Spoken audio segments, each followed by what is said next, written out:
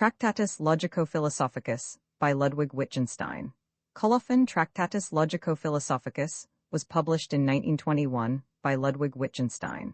It was translated from German in 1922 by C. K. Ogden. This ebook was produced for Standard eBooks by Alex Cabal and is based on a transcription produced by Kevin C. Clement and on digital scans from the Internet Archive. The cover page is adapted from Physical Culture, a painting completed in 1913 by Francis Picabia.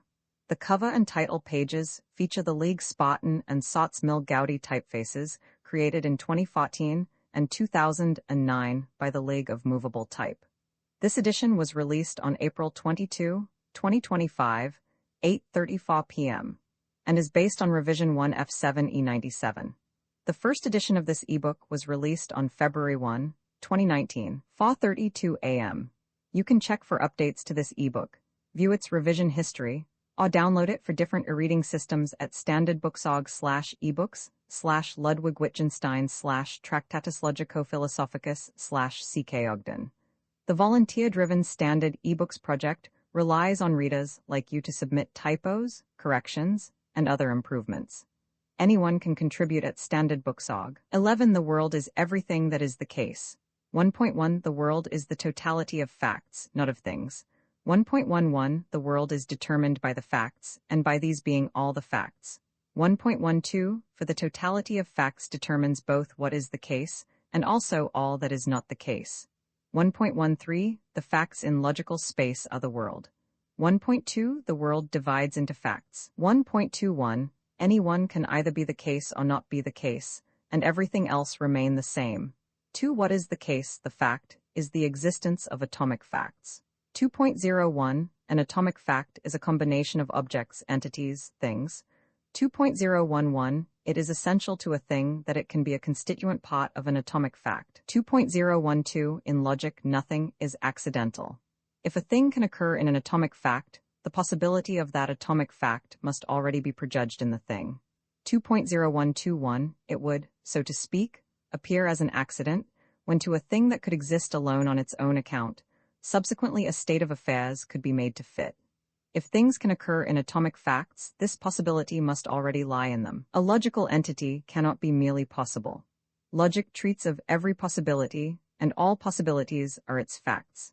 Just as we cannot think of spatial objects at all apart from space, or temporal objects apart from time, so we cannot think of any object apart from the possibility of its connection with other things.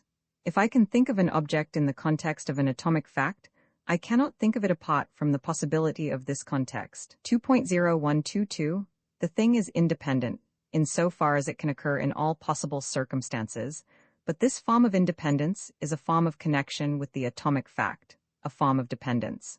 It is impossible for words to occur in two different ways, alone and in the proposition. 2.0123 If I know an object, then I also know all the possibilities of its occurrence in atomic facts. Every such possibility must lie in the nature of the object. A new possibility cannot subsequently be found. 2.01231 In order to know an object, I must know not its external but all its internal qualities. 2.0124 If all objects are given, then thereby are all possible atomic facts also given.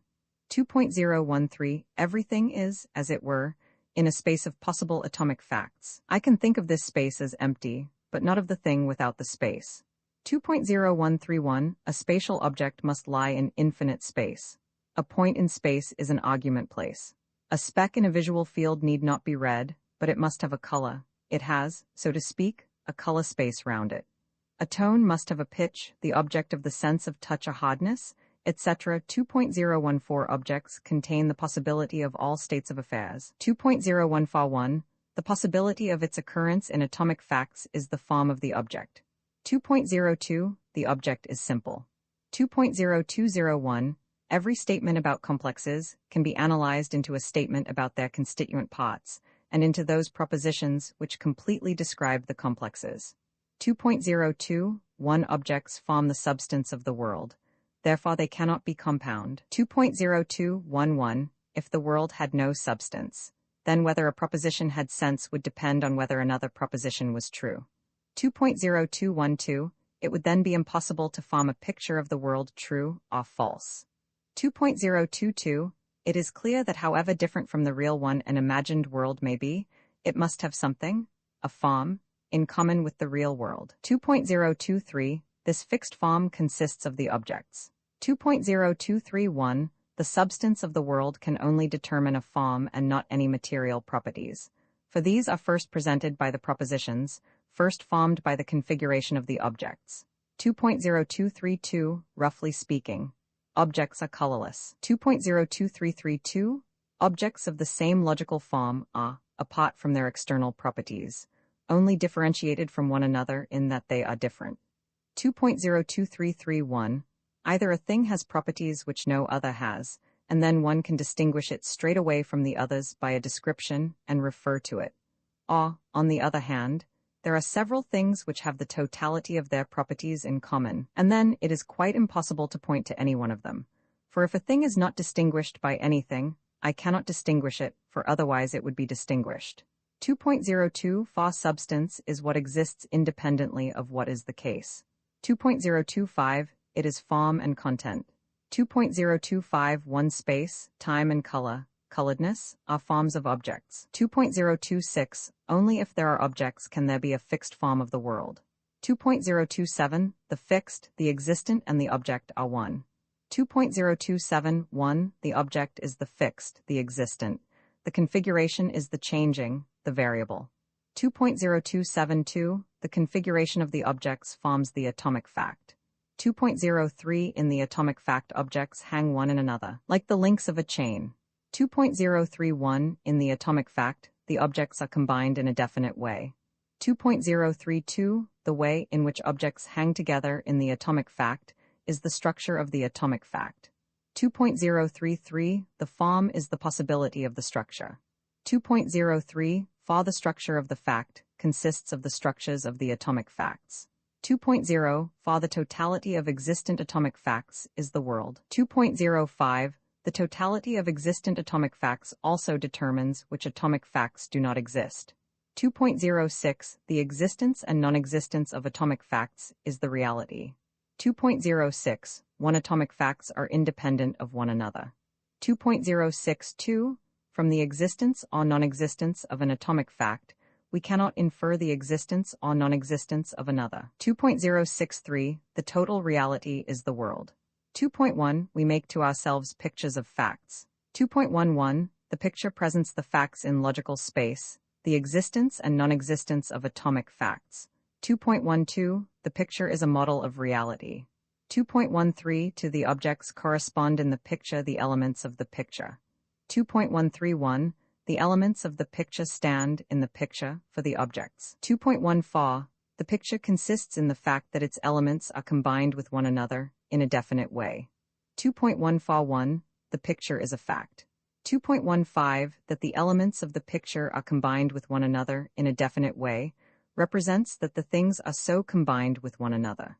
This connection of the elements of the picture is called its structure, and the possibility of this structure is called the form of representation of the picture. 2.151, the form of representation is the possibility that the things are combined with one another, as are the elements of the picture. 2.1511, thus the picture is linked with reality, it reaches up to it. 2.1512, it is like a scale applied to reality. 2.15121, only the outmost points of the dividing lines touch the object to be measured. 2.1513, according to this view, the representing relation which makes it a picture also belongs to the picture. 2.1514, the representing relation consists of the coordinations of the elements of the picture and the things. 2.1515, these coordinations are as it were the feelers of its elements with which the picture touches reality. 2.16, in order to be a picture a fact must have something in common with what it pictures. 2.161 in the picture, and the pictured there must be something identical in order that the one can be a picture of the other at all. 2.17, what the picture must have in common with reality in order to be able to represent it after its manner, rightly or falsely, is its form of representation. 2.171, the picture can represent every reality whose form it has. The spatial picture, everything spatial, the colored, everything colored, etc. 2.172. The picture, however, cannot represent its form of representation. It shows it forth. 2.173. The picture represents its object from without. Its standpoint is its form of representation. Therefore, the picture represents its object rightly or falsely. 2.174. But the picture cannot place itself outside of its form of representation. 2.18. What every picture, of whatever form, must have in common with reality in order to be able to represent it at all, rightly or falsely, is the logical form, that is, the form of reality. 2.181. If the form of representation is the logical form, then the picture is called a logical picture. 2.182. Every picture is also a logical picture. On the other hand, for example, not every picture is spatial. 2.19. The logical picture can depict the world. 2.2. The picture has the logical form of representation in common with what it pictures. 2.201. The picture depicts reality by representing a possibility of the existence and non-existence of atomic facts. 2.202.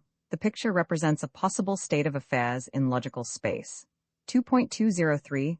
The picture contains the possibility of the state of affairs which it represents. 2.21. The picture agrees with reality or not.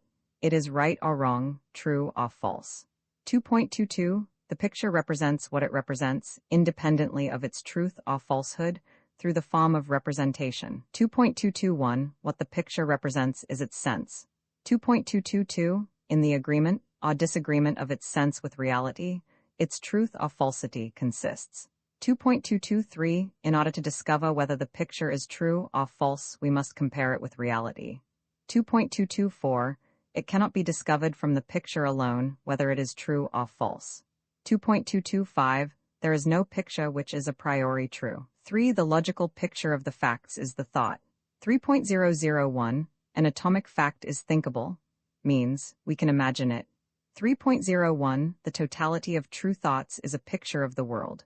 3.02. The thought contains the possibility of the state of affairs which it thinks. What is thinkable is also possible. 3.03. We cannot think anything unlogical, for otherwise we should have to think unlogically. 3.031. It used to be said that God could create everything, except what was contrary to the laws of logic. The truth is, we could not say of an unlogical world how it would look. 3.032. To present in language anything which contradicts logic is as impossible as in geometry to present by its coordinates a figure which contradicts the laws of space, or to give the coordinates of a point which does not exist. 3.0321. We could present spatially an atomic fact which contradicted the laws of physics, but not one which contradicted the laws of geometry. 3.04. An a priori true thought would be one whose possibility guaranteed its truth. 3.05. Only if we could know a priori that a thought is true if its truth was to be recognized from the thought itself, without an object of comparison. 3.1. In the proposition, the thought is expressed perceptibly through the senses. 3.11. We use the sensibly perceptible sign, sound or written sign, etc. of the proposition as a projection of the possible state of affairs. The method of projection is the thinking of the sense of the proposition. 3.12. The sign through which we express the thought, I call the propositional sign. And the proposition is the propositional sign in its projective relation to the world. 3.13. To the proposition belongs everything which belongs to the projection, but not what is projected. Therefore, the possibility of what is projected, but not this itself. In the proposition, therefore, its sense is not yet contained, but the possibility of expressing it. The content of the proposition means the content of the significant proposition. In the proposition, the form of its sense is contained, but not its content. 3.14. The propositional sign consists in the fact that its elements, the words, are combined in it in a definite way. The propositional sign is a fact. 3.141. The proposition is not a mixture of words, just as the musical theme is not a mixture of tones. The proposition is articulate. 3.142. Only facts can express a sense. A class of names cannot. 3.143. That the propositional sign is a fact is concealed by the ordinary form of expression, written or printed. For in the printed proposition, for example, the sign of a proposition does not appear essentially different from a word. Thus it was possible for Frege to call the proposition a compounded name. 3.1431 The essential nature of the propositional sign becomes very clear when we imagine it made up of spatial objects, such as tables, chairs, books, instead of written signs. The mutual spatial position of these things then expresses the sense of the proposition. 3.1432 We must not say, the complex sign a b says a stands in relation a to b, but we must say that a stands in a certain relation to b says that a b. 3.14 States of affairs can be described but not named. Names resemble points, propositions resemble arrows, they have sense. 3.2 In propositions thoughts can be so expressed that to the objects of the thoughts correspond the elements of the propositional sign. 3.201 These elements I call simple signs and the proposition, completely analyzed. 3.202 The simple signs employed in propositions are called names. 3.203 The name means the object. The object is its meaning. A is the same sign as A. 3.21 To the configuration of the simple signs in the propositional sign corresponds the configuration of the objects in the state of affairs. 3.22 In the proposition, the name represents the object. 3.221 Objects I can only name. Signs represent them. I can only speak of them. I cannot assert them. A proposition can only say how a thing is, not what it is. 3.23 The postulate of the possibility of the simple signs is the postulate of the determinateness of the sense. 3.24 A proposition about a complex stands in internal relation to the proposition about its constituent part. A complex can only be given by its description, and this will either be right or wrong. The proposition in which there is mention of a complex, if this does not exist, becomes not nonsense but simply false. That a propositional element signifies a complex can be seen from an indeterminateness in the propositions in which it occurs. We know that everything is not yet determined by this proposition.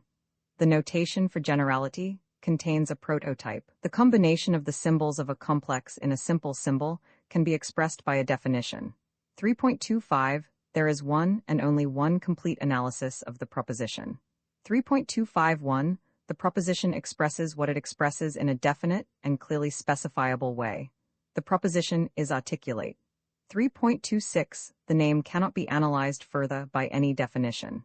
It is a primitive sign. 3.261 Every defined sign signifies via those signs by which it is defined, and the definitions show the way. Two signs, one a primitive sign and one defined by primitive signs, cannot signify in the same way. Names cannot be taken to pieces by definition, nor any sign which alone and independently has a meaning. 3.262 What does not get expressed in the sign is shown by its application.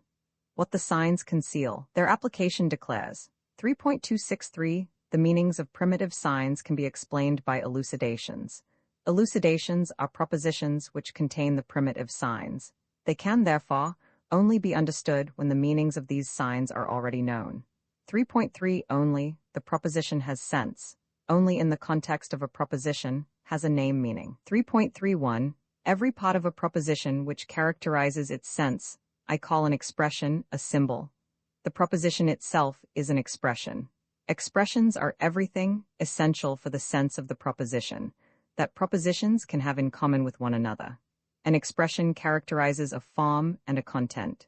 3.311 An expression presupposes the forms of all propositions in which it can occur. It is the common characteristic mark of a class of propositions.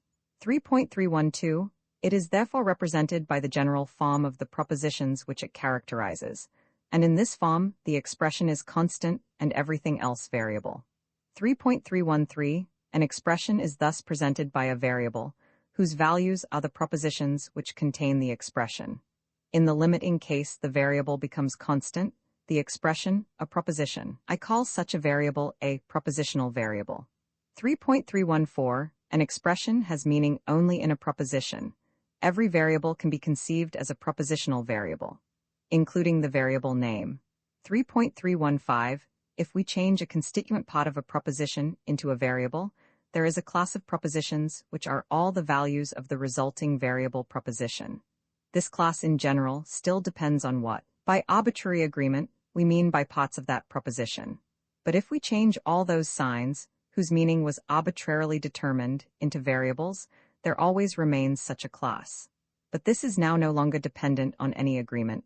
It depends only on the nature of the proposition. It corresponds to a logical form, to a logical prototype.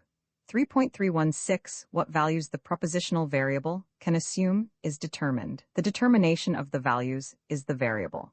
3.317 The determination of the values of the propositional variable is done by indicating the propositions whose common mark the variable is.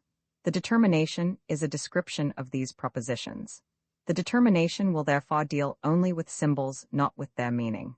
And only this is essential to the determination, that it is only a description of symbols and asserts nothing about what is symbolized. The way in which we describe the propositions is not essential. 3.318 I conceive the proposition, like Frege and Russell, as a function of the expressions contained in it. 3.32 The sign is the part of the symbol perceptible by the senses. 3.3212 Different symbols can therefore have the sign, the written sign, or the sound sign, in common. They then signify in different ways. 3.322 It can never indicate the common characteristic of two objects that we symbolize them with the same signs, but by different methods of symbolizing. For the sign is arbitrary. We could therefore equally well choose two different signs, and where then would be what was common in the symbolization. 3.323 In the language of everyday life, it very often happens that the same word signifies in two different ways, and therefore belongs to two different symbols, or that two words, which signify in different ways, are apparently applied in the same way in the proposition. Thus the word is appears as the copula, as the sign of equality, and as the expression of existence. To exist as an intransitive verb like to go. Identical as an adjective. We speak of something but also of the fact of something happening.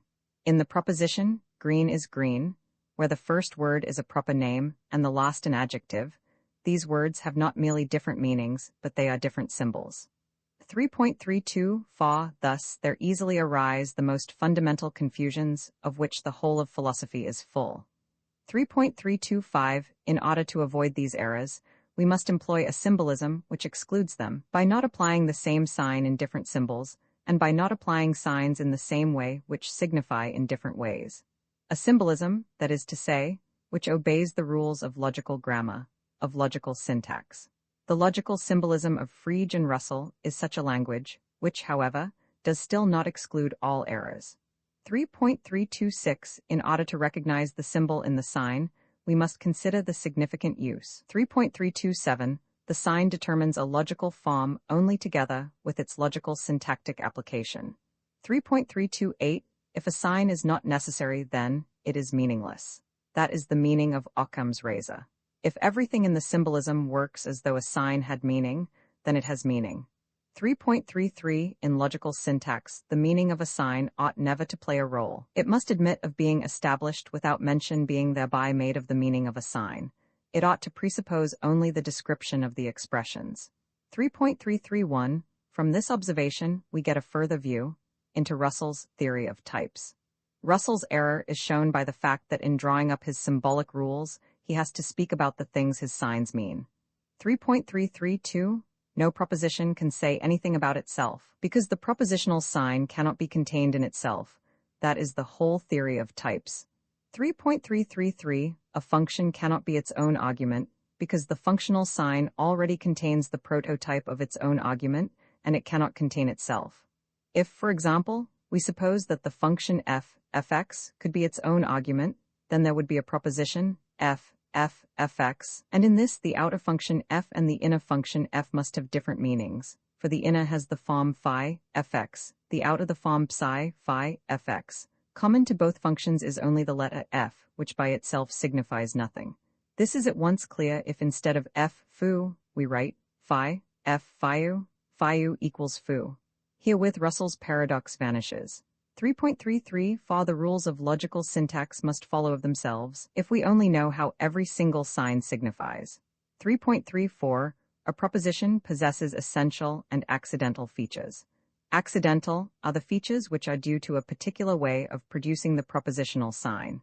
Essential are those which alone enable the proposition to express its sense. 3.341 The essential in a proposition is therefore that which is common to all propositions which can express the same sense. And in the same way in general, the essential in a symbol is that which all symbols which can fulfill the same purpose have in common. 3.3 Fa 111 could therefore say the real name is that which all symbols, which signify an object, have in common. It would then follow, step by step, that no sort of composition was essential for a name. 3.3 Fa 2, in our notations there is indeed something arbitrary, but this is not arbitrary, namely that if we have determined anything arbitrarily, then something else must be the case. This results from the essence of the notation. 3.3 Fa 2 1, a particular method of symbolizing may be unimportant, but it is always important that this is a possible method of symbolizing. And this happens as a rule in philosophy. The single thing proves over and over again to be unimportant, but the possibility of every single thing reveals something about the nature of the world. 3.3 Fa 3 definitions are rules for the translation of one language into another. Every correct symbolism must be translatable into every other according to such rules. It is this which all have in common. 3.3 Fa Fa, what signifies in the symbol, is what is common to all those symbols by which it can be replaced according to the rules of logical syntax. 3.3 Fa Fa 1, we can, for example, express what is common to all notations for the truth functions as follows. It is common to them that they all, for example, can be replaced by the notations of tilde p, not p, and pq, prq. Herewith is indicated the way in which a special possible notation can give us general information.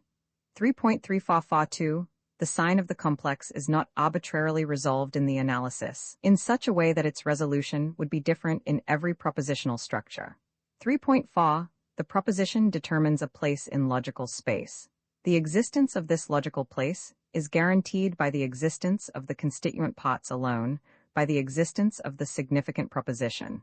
3.41 the propositional sign and the logical coordinates, that is the logical place. 3.411 the geometrical and the logical place agree in that each is the possibility of an existence.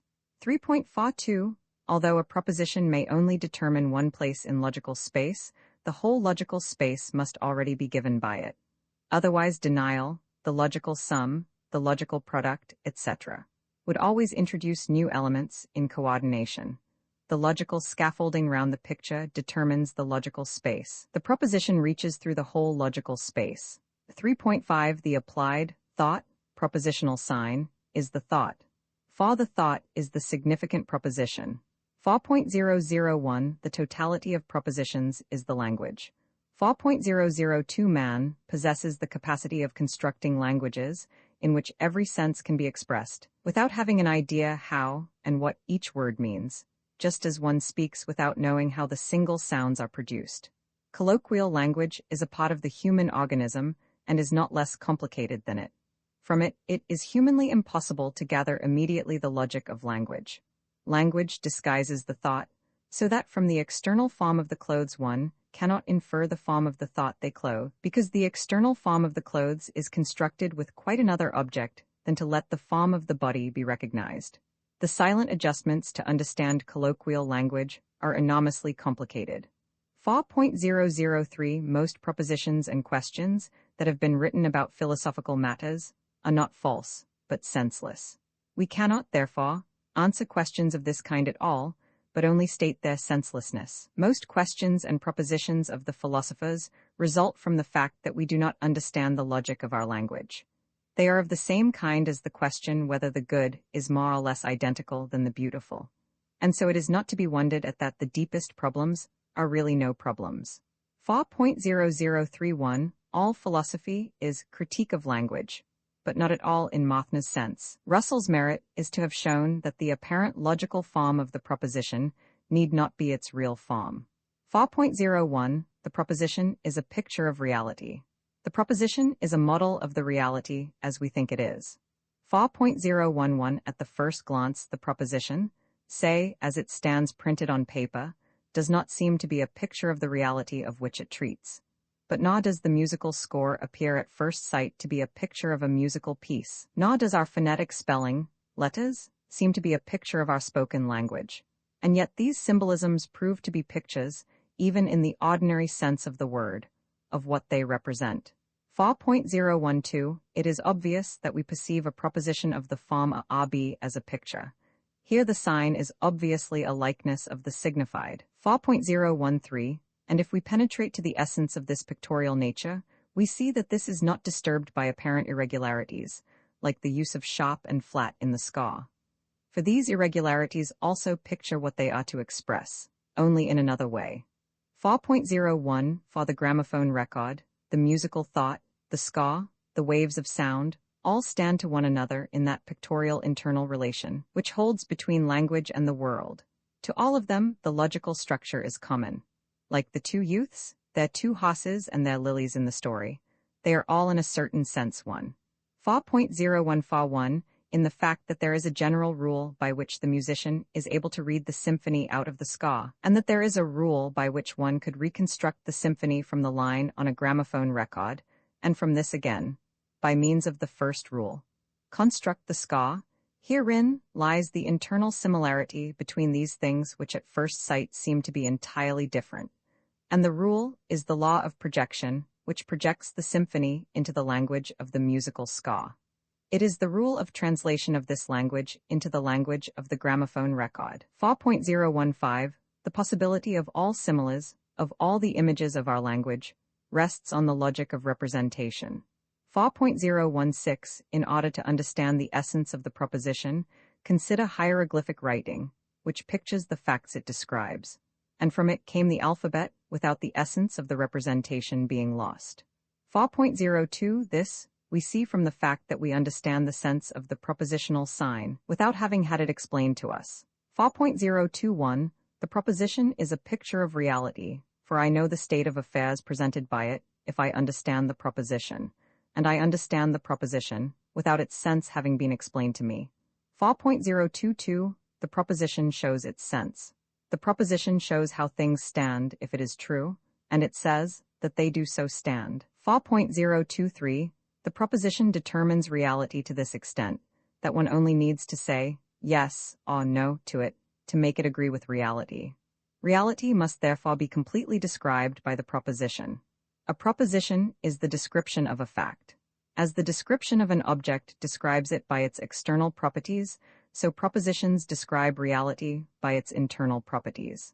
The proposition constructs a world with the help of a logical scaffolding, and therefore one can actually see in the proposition all the logical features possessed by reality if it is true. One can draw conclusions from a false proposition. 4.024, to understand a proposition means to know what is the case if it is true. One can therefore understand it without knowing whether it is true or not. One understands it if one understands its constituent parts. 4.025, the translation of one language into another is not a process of translating each proposition of the one into a proposition of the other, but only the constituent parts of propositions are translated. And the dictionary does not only translate substantives, but also adverbs and conjunctions, etc., and it treats them all alike. 4.026, the meanings of the simple signs, the words, must be explained to us, if we are to understand them. By means of propositions we explain ourselves. 4.027, it is essential to propositions that they can communicate a new sense to us. 4.03, a proposition must communicate a new sense with old words. The proposition communicates to us a state of affairs, therefore it must be essentially connected with the state of affairs. And the connection is, in fact, that it is its logical picture. The proposition only asserts something, in so far as it is a picture. 4.031 in the proposition, a state of affairs is, as it were, put together for the sake of experiment. One can say, instead of, this proposition has such and such a sense, this proposition represents such and such a state of affairs. 4.03111 name stands for one thing, and another for another thing, and they are connected together. And so the whole, like a living picture, presents the atomic fact. 4.0312, the possibility of propositions is based upon the principle of the representation of objects by signs. My fundamental thought is that the logical constants do not represent, that the logic of the facts cannot be represented. 4.032, the proposition is a picture of its state of affairs, only in so far as it is logically articulated. Even the proposition, ambulo, is composite, for its stem gives a different sense with another termination, or its termination with another stem. 4.04 In the proposition, there must be exactly as many things distinguishable as there are in the state of affairs, which it represents. They must both possess the same logical, mathematical, multiplicity, cf. Hertz's mechanics, on dynamic models. 4.041 This mathematical multiplicity naturally cannot in its turn be represented. One cannot get outside it in the representation. 4.041 If we tried, for example, to express what is expressed by x, fx by putting an index before fx like gen, fx, it would not do. We should not know what was generalized. If we tried to show it by an index g like fxg, it would not do. We should not know the scope of the generalization. If we were to try it by introducing a mock in the argument places, like gg, fgg, it would not do. We could not determine the identity of the variables, etc. All these ways of symbolizing are inadequate because they have not the necessary mathematical multiplicity. 4.0412 For the same reason, the idealist explanation of the seeing of spatial relations through spatial spectacles does not do, because it cannot explain the multiplicity of these relations. 4.05 Reality is compared with the proposition. 4.06 Propositions can be true or false only by being pictures of the reality. 4.06 1 If one does not observe that propositions have a sense independent of the facts, one can easily believe that true and false are two relations between signs and things signified with equal rights. One could then, for example, say that P signifies in the true way what P signifies in the false way, etc. 4.062 Can we not make ourselves understood by means of false propositions as hitherto with true ones, so long as we know that they are meant to be false? No, for a proposition is true if what we assert by means of it is the case, and if by P we mean P, and what we mean is the case, then P in the new conception is true and not false. 4.0621 That, however, the signs P and P can say the same thing is important, for it shows that the sign tilde corresponds to nothing in reality. That negation occurs in a proposition is no characteristic of its sense. P equals P. The propositions P and P have opposite senses, but to them corresponds one and the same reality. 4.063 An illustration to explain the concept of truth. A black spot on white paper. The form of the spot can be described by saying of each point of the plane whether it is white or black. To the fact that a point is black corresponds a positive fact. To the fact that a point is white, not black, a negative fact. If I indicate a point of the plane, a truth value in Frege's terminology, this corresponds to the assumption proposed for judgment, etc., etc., but to be able to say that a point is black or white, I must first know under what conditions a point is called white or black, in order to be able to say P is true or false. I must have determined under what conditions I call P true, and thereby I determine the sense of the proposition. The point at which the simile breaks down is this. We can indicate a point on the paper, without knowing what white and black are, but to a proposition without a sense corresponds nothing at all, for it signifies no thing, truth value, whose properties are called false or true. The verb of the proposition is not is true or is false, as Frege thought, but that which is true must already contain the verb. 4.06 For every proposition must already have a sense. Assertion cannot give it a sense, for what it asserts is the sense itself. And the same holds of denial, etc. 4.06 411 could say, the denial is already related to the logical place determined by the proposition that is denied. The denying proposition determines a logical place other than does the proposition denied. The denying proposition determines a logical place, with the help of the logical place of the proposition denied, by saying that it lies outside the latter place. That one can deny again the denied proposition shows that what is denied is already a proposition and not merely the preliminary to a proposition. 4.1 A proposition presents the existence and non-existence of atomic facts. 4.11 The totality of true propositions is the total natural science, or the totality of the natural sciences. 4.111 Philosophy is not one of the natural sciences. The word philosophy must mean something which stands above or below, but not beside the natural sciences. 4.112 The object of philosophy is the logical clarification of thoughts. Philosophy is not a theory, but an activity. A philosophical work consists essentially of elucidations. The result of philosophy is not a number of philosophical propositions, but to make propositions clear. Philosophy should make clear and delimit sharply the thoughts which otherwise are, as it were, opaque and blurred. 4.112 Psychology is no nearer related to philosophy than is any other natural science. The theory of knowledge is the philosophy of psychology. Does not my study of sign language correspond to the study of thought processes, which philosophers held to be so essential to the philosophy of logic? Only they got entangled, for the most part, in unessential psychological investigations, and there is an analogous danger for my method. 4.1122 The Darwinian theory has no more to do with philosophy than has any other hypothesis of natural science. 4.113 Philosophy limits the disputable sphere of natural science. 4.114 It should limit the thinkable, and thereby the unthinkable. It should limit the unthinkable from within through the thinkable. 4.115 It will mean the unspeakable by clearly displaying the speakable. 4.116 Everything that can be thought at all can be thought clearly. Everything that can be said clearly. 4.12 Propositions can represent the whole reality, but they cannot represent what they must have in common with reality in order to be able to represent it, the logical form. To be able to represent the logical form, we should have to be able to put ourselves with the propositions outside logic, that is, outside the world. 4.121 Propositions cannot represent the logical form.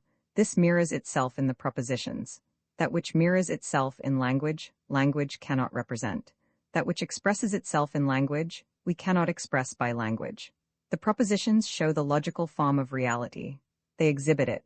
4.1211 Thus a proposition, fa, shows that in its sense the object occurs. Two propositions, fa and ga, that they are both about the same object. If two propositions contradict one another, this is shown by their structure. Similarly, if one follows from another, etc. 4.1212 What can be shown cannot be said. 4.1213 Now, we understand our feeling that we are in possession of the right logical conception, if only all is right in our symbolism. 4.122 We can speak in a certain sense of formal properties of objects and atomic facts, or of properties of the structure of facts, and in the same sense of formal relations and relations of structures. Instead of property of the structure, I also say internal property. Instead of relation of structures, internal relation. I introduce these expressions in order to show the reason for the confusion, very widespread among philosophers, between internal relations and proper external relations. The holding of such internal properties and relations cannot, however, be asserted by propositions, but it shows itself in the propositions, which present the facts and treat of the objects in question. 4.1221 An internal property of a fact we also call a feature of this fact, in the sense in which we speak of facial features. 4.123 A property is internal if it is unthinkable that its object does not possess it. This bright blue color and that stand in the internal relation of bright and darker eo ipso. It is unthinkable that these two objects should not stand in this relation. Here to the shifting use of the words property and relation there corresponds the shifting use of the word object. 4.12 The existence of an internal property of a possible state of affairs is not expressed by a proposition, but it expresses itself in the proposition, which presents that state of affairs, by an internal property of this proposition. It would be as senseless to ascribe a formal property to a proposition as to deny it the formal property. 4.12 cannot distinguish forms from one another by saying that one has this property, the other that, for this assumes that there is a sense in asserting either property of either form.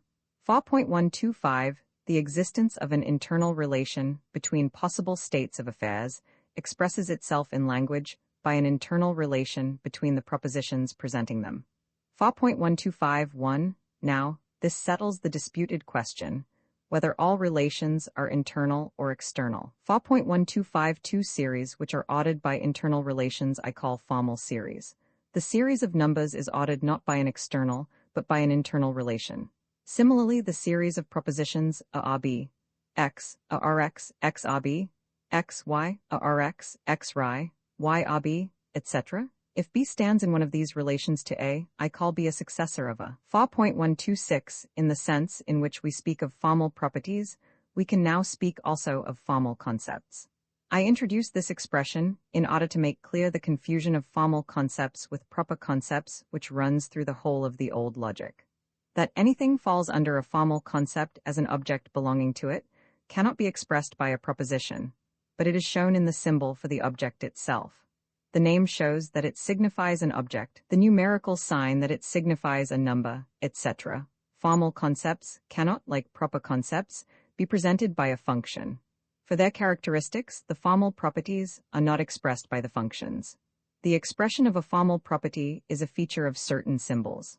The sign that signifies the characteristics of a formal concept is, therefore, a characteristic feature of all symbols, whose meanings fall under the concept. The expression of the formal concept is therefore a propositional variable in which only this characteristic feature is constant. 4.127. The propositional variable signifies the formal concept, and its values signify the objects which fall under this concept.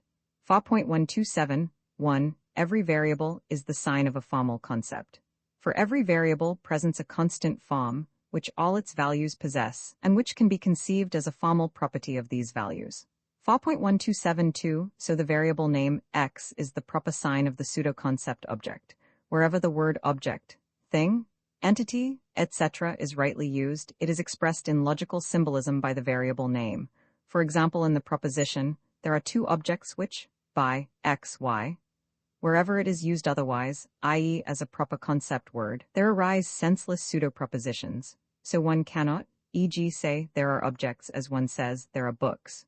Nor there are 100 objects, or there are letter 21350 objects. And it is senseless to speak of the number of all objects. The same holds of the words complex, fact, function, number, etc. They all signify formal concepts and are presented in logical symbolism by variables, not by functions or classes, as Frege and Russell thought. Expressions like one is a number, there is only one number not, and all like them are senseless. It is as senseless to say, there is only one as it would be to say, 2 plus 2 is at 3 o'clock equal to 4. 4.12721. The formal concept is already given with an object which falls under it. One cannot, therefore, introduce both the objects which fall under a formal concept and the formal concept itself as primitive ideas. One cannot, therefore, e.g. introduce, as Russell does, the concept of function and also special functions as primitive ideas, or the concept of number and definite numbers. 4.1273. If we want to express in logical symbolism the general proposition B is a successor of A, we need for this an expression for the general term of the formal series. A B, X, A Rx. X A B, X Y, A Rx. X Ry, Y A B. The general term of a formal series can only be expressed by a variable, for the concept symbolized by term of this formal series is a formal concept. This Frege and Russell overlooked. The way in which they express general propositions like the above is, therefore, false. It contains a vicious circle.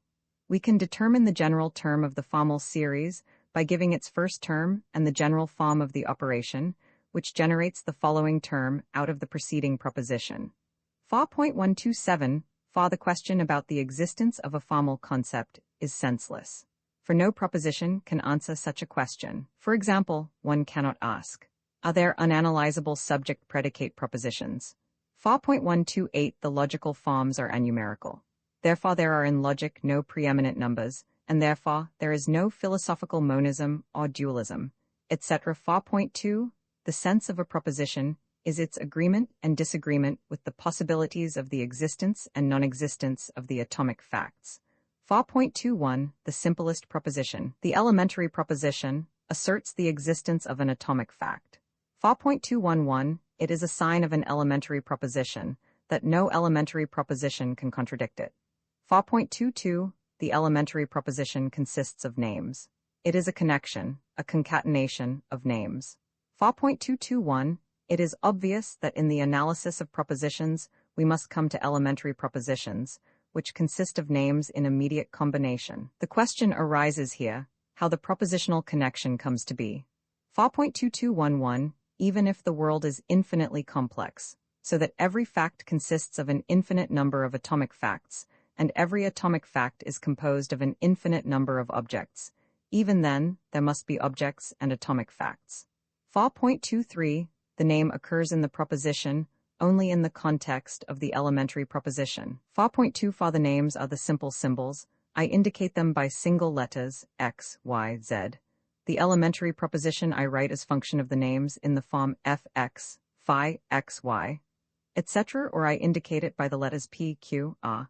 4.241. If I use two signs with one and the same meaning, I express this by putting between them the sign equals. A equals b means then that the sign a is replaceable by the sign b. If I introduce by an equation a new sign b, by determining that it shall replace a previously known sign a, I write the equation definition, like Russell, in the form a equals b def. A definition is a symbolic rule. 4.242. Expressions of the form a equals b are therefore only expedients in presentation. They assert nothing about the meaning of the signs a and b. 4.243. Can we understand two names without knowing whether they signify the same thing or two different things? Can we understand a proposition in which two names occur without knowing if they mean the same or different things? If I know the meaning of an English and a synonymous German word, it is impossible for me not to know that they are synonymous. It is impossible for me not to be able to translate them into one another. Expressions like a equals a, or expressions deduced from these, are neither elementary propositions nor otherwise significant signs. This will be shown later.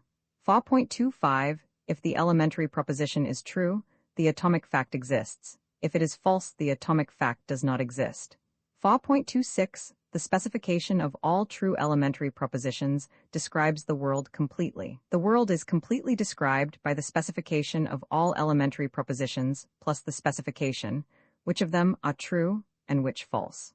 4.27. With regard to the existence of n atomic facts, there are possibilities. It is possible for all combinations of atomic facts to exist, and the others not to exist.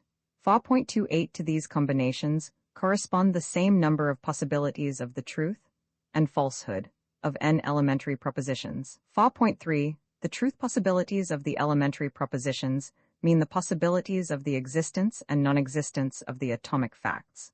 4.31. The truth possibilities can be presented by schemata of the following kind. T means true. F, false. The rows of T to Kes and F to Kes under the row of the elementary propositions mean their truth possibilities in an easily intelligible symbolism. 4.4. A proposition is the expression of agreement and disagreement with the truth possibilities of the elementary propositions. 4.41. The truth possibilities of the elementary propositions are the conditions of the truth and falsehood of the propositions. 4.411. It seems probable, even at first sight, that the introduction of the elementary propositions is fundamental for the comprehension of the other kinds of propositions. Indeed, the comprehension of the general propositions depends palpably on that of the elementary propositions. 4.42. With regard to the agreement and disagreement of a proposition with the truth possibilities of n elementary propositions, there are possibilities. 4.43. Agreement with the truth possibilities can be expressed by coordinating with them in the schema the mock T true. Absence of this mock means disagreement. 4.431. The expression of the agreement and disagreement with the truth possibilities of the elementary propositions expresses the truth conditions of the proposition. The proposition is the expression of its truth conditions. Frege has therefore quite rightly put them at the beginning, as explaining the signs of his logical symbolism. Only Frege's explanation of the truth concept is false. If the true and the false were real objects and the arguments in tilde p, etc., then the sense of tilde p would by no means be determined by Frege's determination. 4.44. The sign which arises from the coordination of that mock t with the truth possibilities is a propositional sign. 4.441. It is clear that to the complex of the signs f and t no object or complex of objects corresponds, any more than to horizontal and vertical lines or to brackets. There are no logical objects. Something analogous holds of course for all signs, which express the same as the schemata of T and F. 4.442 thus e.g. is a propositional sign. Frege's assertion sign, is logically altogether meaningless. In Frege and Russell, it only shows that these authors hold as true the propositions marked in this way. Belongs therefore to the propositions no more than does the number of the proposition. A proposition cannot possibly assert of itself that it is true. If the sequence of the truth possibilities in the schema is once for all determined by a rule of combination, then the last column is by itself an expression of the truth conditions. If we write this column as a row, the propositional sign becomes TTT-PQ, or more plainly, TTFT-PQ. The number of places in the left-hand bracket is determined by the number of terms in the right-hand bracket. 4.45 for n elementary propositions, there are ln possible groups of truth conditions. The groups of truth conditions which belong to the truth possibilities of a number of elementary propositions can be ordered in a series. 4.46 among the possible groups of truth conditions, there are two extreme cases. In the one case, the proposition is true for all the truth possibilities of the elementary propositions. We say that the truth conditions are tautological. In the second case, the proposition is false for all the truth possibilities. The truth conditions are self-contradictory. In the first case, we call the proposition a tautology. In the second case, a contradiction. 4.461, the proposition shows what it says, the tautology and the contradiction that they say nothing. The tautology has no truth conditions, for it is unconditionally true, and the contradiction is on no condition true. Tautology and contradiction are without sense, like the point from which two arrows go out in opposite directions. I know, e.g. nothing about the weather, when I know that it rains or does not rain. 4.4611 tautology and contradiction are, however, not nonsensical. They are part of the symbolism, in the same way that 0 is part of the symbolism of arithmetic. 4.462 tautology and contradiction are not pictures of the reality. They present no possible state of affairs.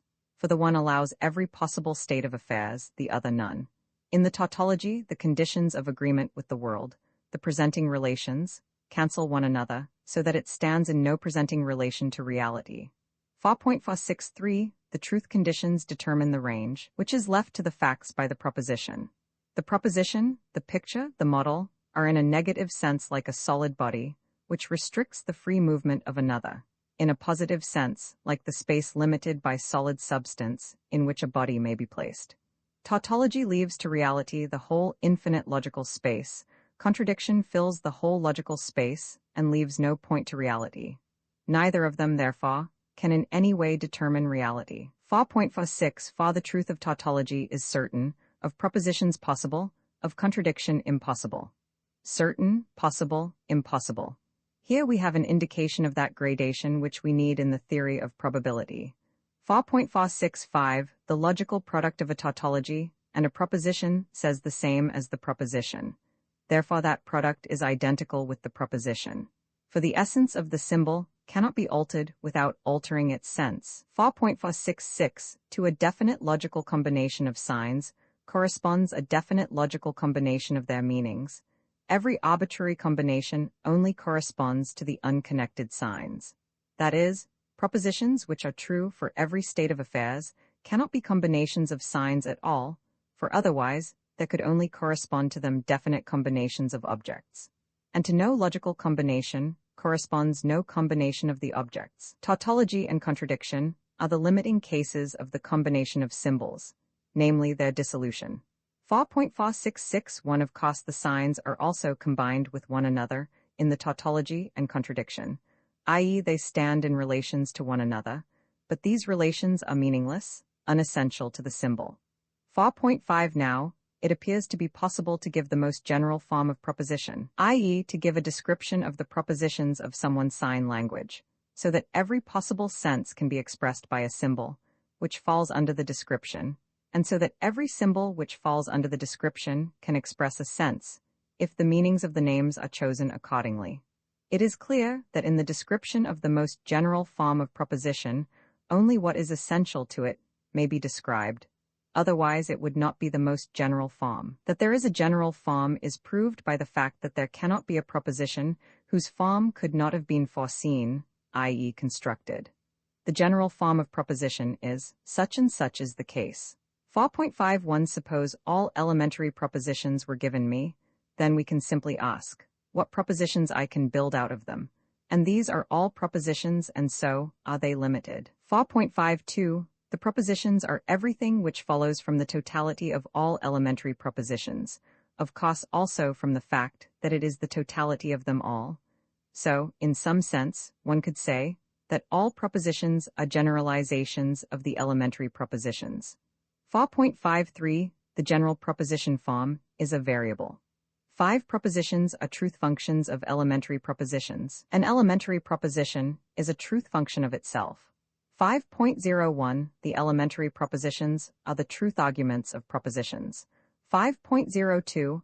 It is natural to confuse the arguments of functions with the indices of names, for I recognize the meaning of the sign containing it from the argument just as much as from the index. In Russell's plus C, for example, C is an index which indicates that the whole sign is the addition sign for cardinal numbers. But this way of symbolizing depends on arbitrary agreement, and one could choose a simple sign instead of plus C. But in tilde P, P is not an index but an argument. The sense of tilde P cannot be understood unless the sense of P has previously been understood.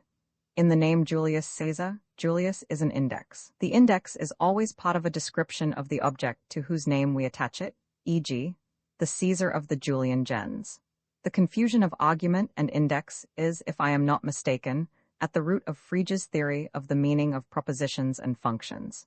For Frege, the propositions of logic were names, and their arguments the indices of these names. 5.1. The truth functions can be ordered in series. That is the foundation of the theory of probability. 5.101. The truth functions of every number of elementary propositions can be written in a schema of the following kind. Those truth possibilities of its truth arguments, which verify the proposition, I shall call its truth grounds. 5.11. If the truth grounds which are common to a number of propositions are all also truth grounds of some one proposition, we say that the truth of this proposition follows from the truth of those propositions. 5.12. In particular, the truth of a proposition P follows from that of a proposition Q, if all the truth grounds of the second are truth grounds of the first. 5.121. The truth grounds of Q are contained in those of P. P follows from Q. 5.122. If P follows from Q, the sense of P is contained in that of Q. 5.123. If a god creates a world in which certain propositions are true, he creates thereby also a world in which all propositions consequent on them are true. And similarly, he could not create a world in which the proposition P is true without creating all its objects. 5.12. For a proposition asserts every proposition which follows from it. 5.12. For 1P. Q is one of the propositions which assert P, and at the same time one of the propositions which assert Q. Two propositions are opposed to one another if there is no significant proposition which asserts them both. Every proposition which contradicts another denies it. 5.13. That the truth of one proposition follows from the truth of other propositions, we perceive from the structure of the propositions. 5.131. If the truth of one proposition follows from the truth of others, this expresses itself in relations in which the forms of these propositions stand to one another, and we do not need to put them in these relations first by connecting them with one another in a proposition. For these relations are internal and exist as soon as, and by the very fact that, the propositions exist. 5.1311. When we conclude from PQ and tilde P to Q, the relation between the forms of the propositions PQ and tilde P is here concealed by the method of symbolizing. But if we write, e.g. instead of PQ, PQ, PQ, and instead of tilde P, PP, PQ equals neither P nor Q, then the inner connection becomes obvious. The fact that we can infer phi from X, Fx shows that generality is present also in the symbol X, Fx. 5.132. If P follows from Q, I can conclude from Q to P, infer P from Q. The method of inference is to be understood from the two propositions alone. Only they themselves can justify the inference. Laws of inference which, as in Frege and Russell, are to justify the conclusions, are senseless and would be superfluous. 5.133. All inference takes place a priori. 5.13. From an elementary proposition, no other can be inferred. 5.135 In no way can an inference be made from the existence of one state of affairs to the existence of another entirely different from it. 5.136 There is no causal nexus which justifies such an inference. 5.1361 The events of the future cannot be inferred from those of the present. Superstition is the belief in the causal nexus. 5.1362 The freedom of the will consists in the fact that future actions cannot be known now. We could only know them if causality were an inner necessity, like that of logical deduction. The connection of knowledge and what is known is that of logical necessity. A knows that P is the case is senseless if P is a tautology. 5.1363 If from the fact that a proposition is obvious to us, it does not follow that it is true, then obviousness is no justification for our belief in its truth. 5.14 If a proposition follows from another, then the latter says more than the former less than the latter. 5.141 If P follows from Q and Q from P, then they are one and the same proposition. 5.142 A tautology follows from all propositions. It says nothing. 5.143 Contradiction is something shared by propositions, which no proposition has in common with another. Tautology is that which is shared by all propositions, which have nothing in common with one another. Contradiction vanishes, so to speak, outside, tautology inside all propositions. Contradiction is the external limit of the propositions, tautology their substanceless center. 5.15 If TR is the number of the truth grounds of the proposition A, TRS the number of those truth grounds of the proposition S, which are at the same time truth grounds of A, then we call the ratio TRS. TR the measure of the probability which the proposition A gives to the proposition S. 5.151 Suppose in a schema like that above in No. 5.101 TR is the number of the TS in the proposition A, TRS the number of those TS in the proposition S, which stand in the same columns as TS of the proposition A. Then the proposition A gives to the proposition S the probability TRS. TR. 5.1511 There is no special object peculiar to probability propositions. 5.152 Propositions which have no truth arguments in common with one another, we call independent. Independent propositions, e.g. any two elementary propositions, give to one another the probability a half.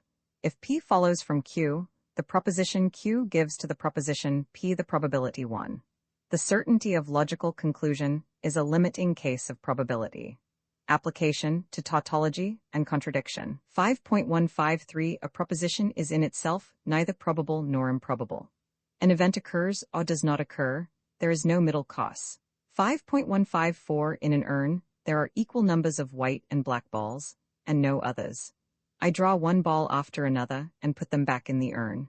Then I can determine by the experiment that the numbers of the black and white balls which are drawn approximate as the drawing continues. So this is not a mathematical fact. If then, I say, it is equally probable that I should draw a white and a black ball, this means all the circumstances known to me, including the natural laws hypothetically assumed, give to the occurrence of the one event no more probability than to the occurrence of the other. That is, they give, as can easily be understood from the above explanations, to each the probability a half. What I can verify by the experiment is that the occurrence of the two events is independent of the circumstances with which I have no closer acquaintance. 5.155 The unit of the probability proposition is the circumstances, with which I am not further acquainted, give to the occurrence of a definite event such and such a degree of probability. 5.156 Probability is a generalization. It involves a general description of a propositional form. Only in default of certainty do we need probability. If we are not completely acquainted with a fact, but know something about its form, a proposition can indeed be an incomplete picture of a certain state of affairs, but it is always a complete picture. The probability proposition is, as it were, an extract from other propositions. 5.2 The structures of propositions stand to one another in internal relations. 5.21 We can bring out these internal relations in our manner of expression by presenting a proposition as the result of an operation which produces it from other propositions, the bases of the operation. 5.22 The operation is the expression of a relation between the structures of its result and its bases. 5.23. The operation is that which must happen to a proposition in order to make another out of it. 5.231. And that will naturally depend on their formal properties, on the internal similarity of their forms. 5.232. The internal relation which orders a series is equivalent to the operation by which one term arises from another. 5.233. The first place in which an operation can occur is where a proposition arises from another in a logically significant way, i.e., where the logical construction of the proposition begins. 5.23. For the truth functions of elementary proposition are results of operations which have the elementary propositions as bases. I call these operations truth operations. 5.23. For 1. The sense of a truth function of P is a function of the sense of P.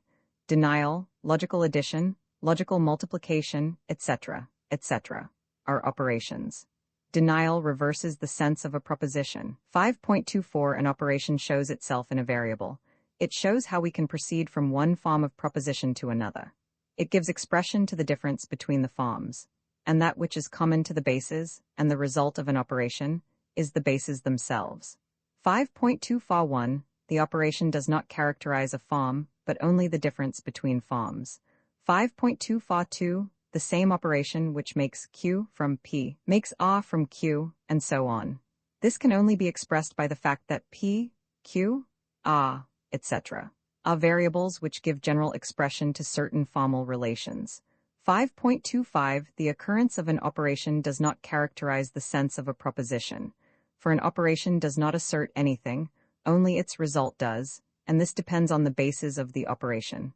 Operation and function must not be confused with one another. 5.251. A function cannot be its own argument, but the result of an operation can be its own basis. 5.252. Only in this way is the progress from term to term in a formal series possible, from type to type in the hierarchy of Russell and Whitehead. Russell and Whitehead have not admitted the possibility of this progress, but have made use of it all the same. 5.2521. The repeated application of an operation to its own result, I call it successive application. OOA is the result of the threefold successive application of OXI to A. In a similar sense, I speak of the successive application of several operations to a number of propositions. 5.2522. The general term of the formal series A, OA, OOA, I write thus. A, X, OX. This expression in brackets is a variable.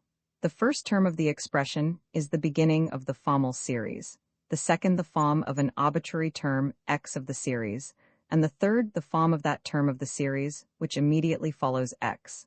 5.2523. The concept of the successive application of an operation is equivalent to the concept, and so on. 5.2531. Operation can reverse the effect of another. Operations can cancel one another. 5.254. Operations can vanish, e.g. denial in ~p. ~p equals p.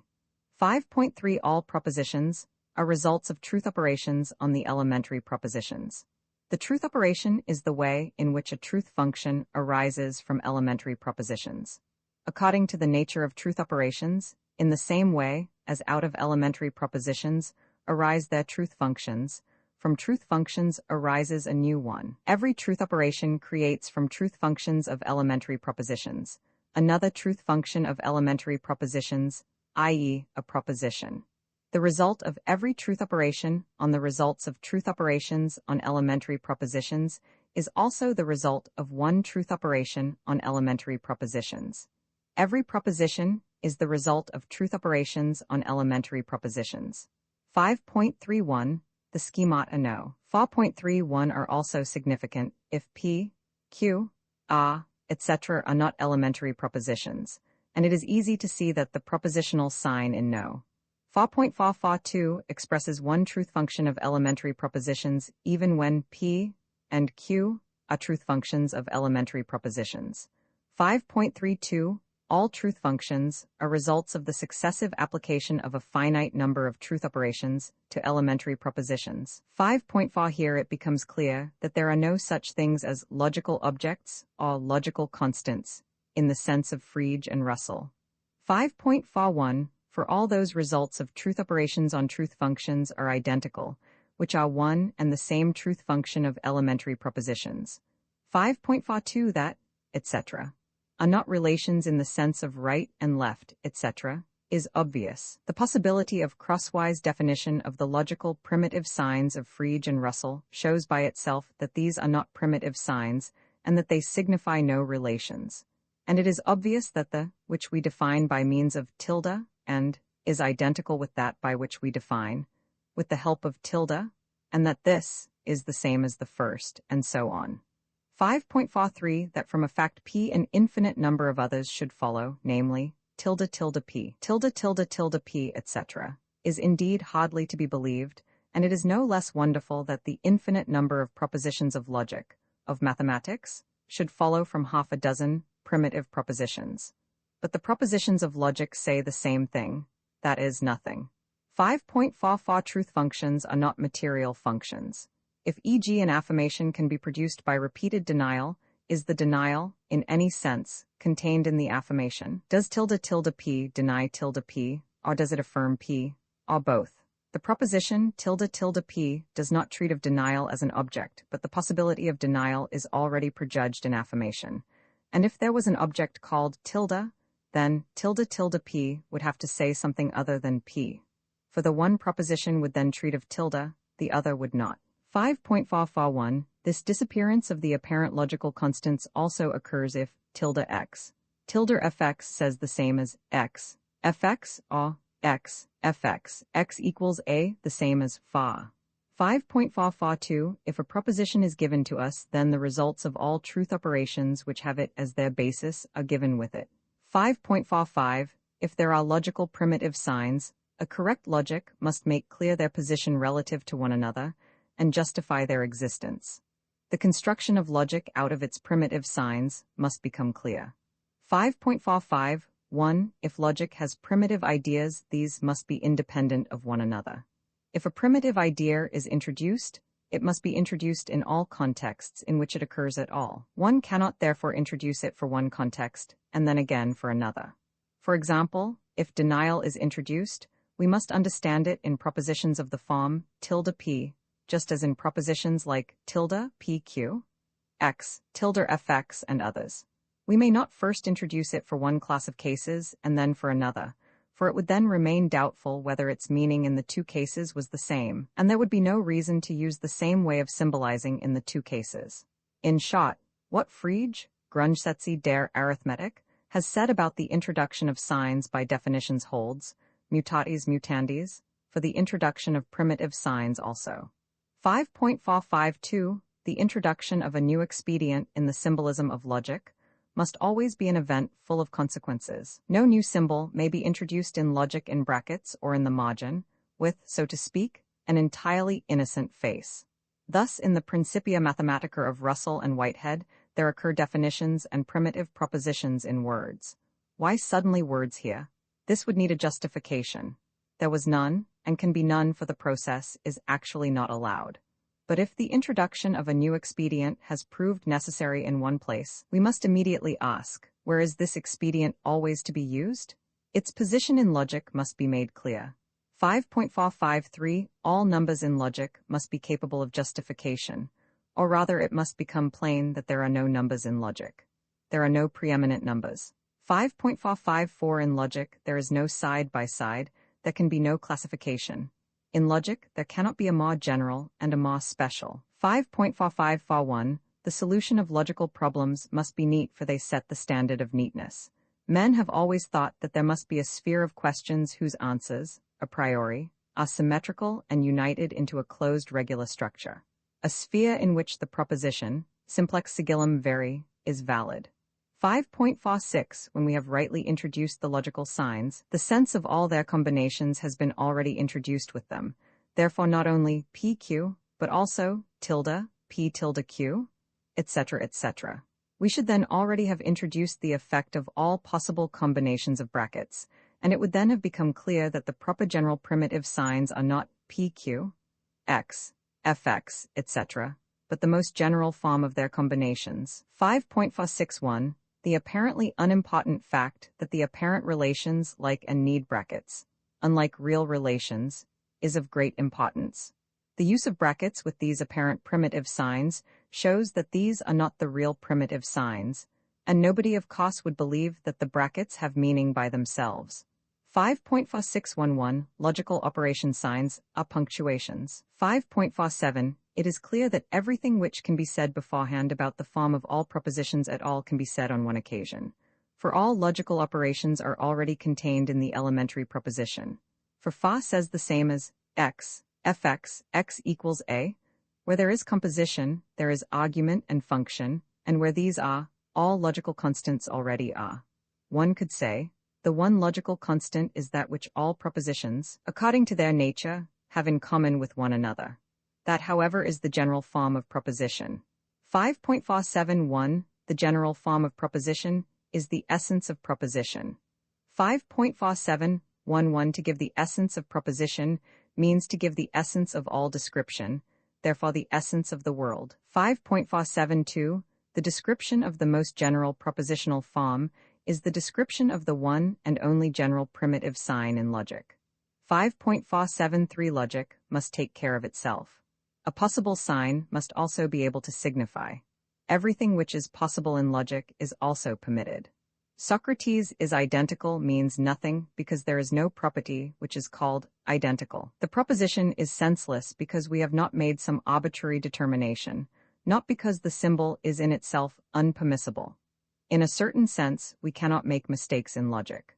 5.473 One self-evidence, of which Russell has said so much, can only be discarded in logic by language itself preventing every logical mistake.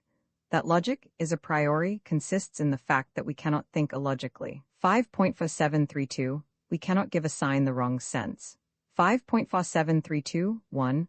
Occam's razor is, of course, not an arbitrary rule, nor one justified by its practical success. It simply says that unnecessary elements in a symbolism mean nothing.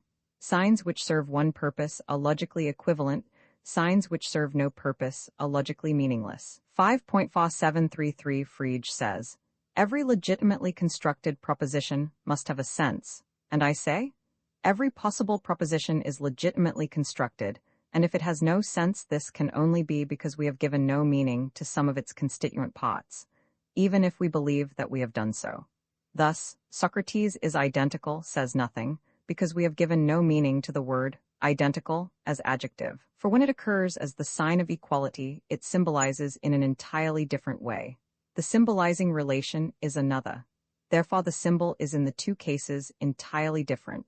The two symbols have the sign in common with one another, only by accident. 5.47 For the number of necessary fundamental operations depends only on our notation. 5.475 It is only a question of constructing a system of signs of a definite number of dimensions, of a definite mathematical multiplicity.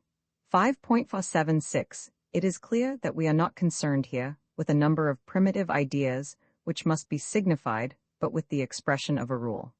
5.5 Every truth function is a result of the successive application of the operation -,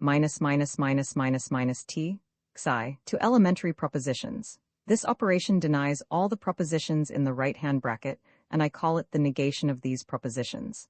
5.501 An expression in brackets whose terms are propositions, I indicate, if the order of the terms in the bracket is indifferent, by a sign of the form. Xi is a variable whose values are the terms of the expression in brackets, and the line over the variable indicates that it stands for all its values in the bracket. Thus, if xi has the three values p, q, a, then the values of the variables must be determined. The determination is the description of the propositions which the variable stands for. How the description of the terms of the expression in brackets takes place is unessential. We may distinguish three kinds of description. 1. Direct enumeration. In this case, we can place simply its constant values instead of the variable. 2. Giving a function fx, whose values for all values of x are the propositions to be described. 3. Giving a formal law, according to which those propositions are constructed. In this case, the terms of the expression in brackets are all the terms of a formal series. 5.502, therefore I write instead of -,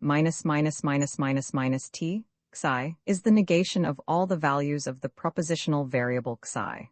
5.503, as it is obviously easy to express how propositions can be constructed by means of this operation, and how propositions are not to be constructed by means of it, this must be capable of exact expression. 5.51 If xi has only one value then, not p. If it has two values then, neither p nor q. 5.511 How can the all-embracing logic, which mirrors the world, use such special catches and manipulations? Only because all these are connected into an infinitely fine network, to the great mirror. 5.512 tilde p is true if p is false. Therefore in the true proposition, tilde p is a false proposition. How then can the stroke tilde bring it into agreement with reality? That which denies in tilde p is however not tilde, but that which all signs of this notation, which deny p, have in common. Hence the common rule according to which tilde p, tilde tilde tilde p, tilde p tilde p, tilde p, tilde p, etc., to infinity are constructed. And this which is common to them all mirrors denial. 5.513 We could say, what is common to all symbols, which assert both p and q, is the proposition p, q. What is common to all symbols, which asserts either p or q, is the proposition p, q. And similarly we can say, two propositions are opposed to one another when they have nothing in common with one another, and every proposition has only one negative, because there is only one proposition which lies altogether outside it. Thus in Russell's notation also it appears evident that q, p tilde p, says the same thing as q, that p tilde p says nothing. 5.514 If a notation is fixed, there is in it a rule according to which all the propositions denying p are constructed, a rule according to which all the propositions asserting p are constructed, a rule according to which all the propositions asserting p or q are constructed, and so on. These rules are equivalent to the symbols, and in them, their sense is mirrored. 5.515 It must be recognized in our symbols that what is connected by, etc. must be propositions. And this is the case for the symbols p and q presuppose, tilde, etc. If the sign p in pq does not stand for a complex sign, then by itself it cannot have sense, but then also the signs pp, pp, etc. which have the same sense as p have no sense. If, however, pp has no sense, then also pq can have no sense. 5.5151 Must the sign of the negative proposition be constructed by means of the sign of the positive? Why should one not be able to express the negative proposition by means of a negative fact? Like, if A does not stand in a certain relation to B, it could express that or AB is not the case. But here also the negative proposition is indirectly constructed with the positive. The positive proposition must presuppose the existence of the negative proposition, and conversely. 5.52 If the values of xi are the total values of a function fx for all values of x, then 5.521 I separate the concept all from the truth function. Frege and Russell have introduced generality in connection with the logical product or the logical sum. Then it would be difficult to understand the propositions x, fx, and x, fx, in which both ideas lie concealed. 5.522 That which is peculiar to the symbolism of generality is firstly, that it refers to a logical prototype, and secondly, that it makes constants prominent. 5.523 The generality symbol occurs as an argument. 5.524 If the objects are given, therewith are all objects also given. If the elementary propositions are given, then therewith all elementary propositions are also given. 5.525 It is not correct to render the proposition x, fx, as Russell does, in the words fx is possible. Certainty, possibility, or impossibility of a state of affairs are not expressed by a proposition, but by the fact that an expression is a tautology, a significant proposition, or a contradiction. That precedent to which one would always appeal must be present in the symbol itself. 5.5261 can describe the world completely by completely generalized propositions, i.e., without from the outset coordinating any name with a definite object. In order then to arrive at the customary way of expression, we need simply say after an expression, there is one and only one x, which, and this x is a. 5.5261, a completely generalized proposition, is like every other proposition composite. This is shown by the fact that in x phi, we must mention phi and x separately. Both stand independently in signifying relations to the world as in the ungeneralized proposition, a characteristic of a composite symbol. It has something in common with other symbols. 5.5262 The truth or falsehood of every proposition alters something in the general structure of the world, and the range which is allowed to its structure by the totality of elementary propositions is exactly that which the completely general propositions delimit. If an elementary proposition is true, then, at any rate, there is one more elementary proposition true. 5.53 Identity of the object I express by identity of the sign, and not by means of a sign of identity. Difference of the objects by difference of the signs. 5.5301 That identity is not a relation between objects is obvious. This becomes very clear if, for example, one considers the proposition. What this proposition says is simply that only a satisfies the function f, and not that only such things satisfy the function f which have a certain relation to a. One could of course say that in fact only a has this relation to a, but in order to express this we should need the sign of identity itself. 5.5302 Russell's definition of equals won't do, because according to it one cannot say that two objects have all their properties in common. Even if this proposition is never true, it is nevertheless significant. 5.5303 Roughly speaking, to say of two things that they are identical is nonsense, and to say of one thing that it is identical with itself is to say nothing. 5.531 I write therefore not f a b a equals b but f a or f b b, and not f a b tilde equals b but f a b. 5.532 And analogously, not xy f xy x equals y but x f x x, and not xy f xy tilde x equals y but xy f xy. Therefore instead of Russell's xy f xy, xy f xy, x f x x. 5.5321 Instead of x f x x equals a we therefore write e.g. x fx phi tilde xy fx phi, and if the proposition only one x satisfies f, reads x fx tilde xy fx phi. 5.533 The identity sign is therefore not an essential constituent of logical notation. 5.534 And we see that the apparent propositions like a equals a equals b equals c, a equals c, x equals x equals a, etc. cannot be written in a correct logical notation at all. 5.535 So all problems disappear which are connected with such pseudo-propositions. This is the place to solve all the problems which arise through Russell's axiom of infinity. What the axiom of infinity is meant to say would be expressed in language by the fact that there is an infinite number of names with different meanings. 5.5351 There are certain cases in which one is tempted to use expressions of the form a equals a or pp. As, for instance, when one would speak of the archetype proposition, thing, etc. So Russell in the Principles of Mathematics has rendered the nonsense p is a proposition in symbols by pp, and has put it as hypothesis before certain propositions to show that their places for arguments could only be occupied by propositions. It is nonsense to place the hypothesis pp before a proposition in order to ensure that its arguments have the right form, because the hypothesis for a non-proposition as argument becomes not false, but meaningless, and because the proposition itself becomes senseless for arguments of the wrong kind, and therefore it survives the wrong arguments no better and no worse than the senseless hypothesis attached for this purpose.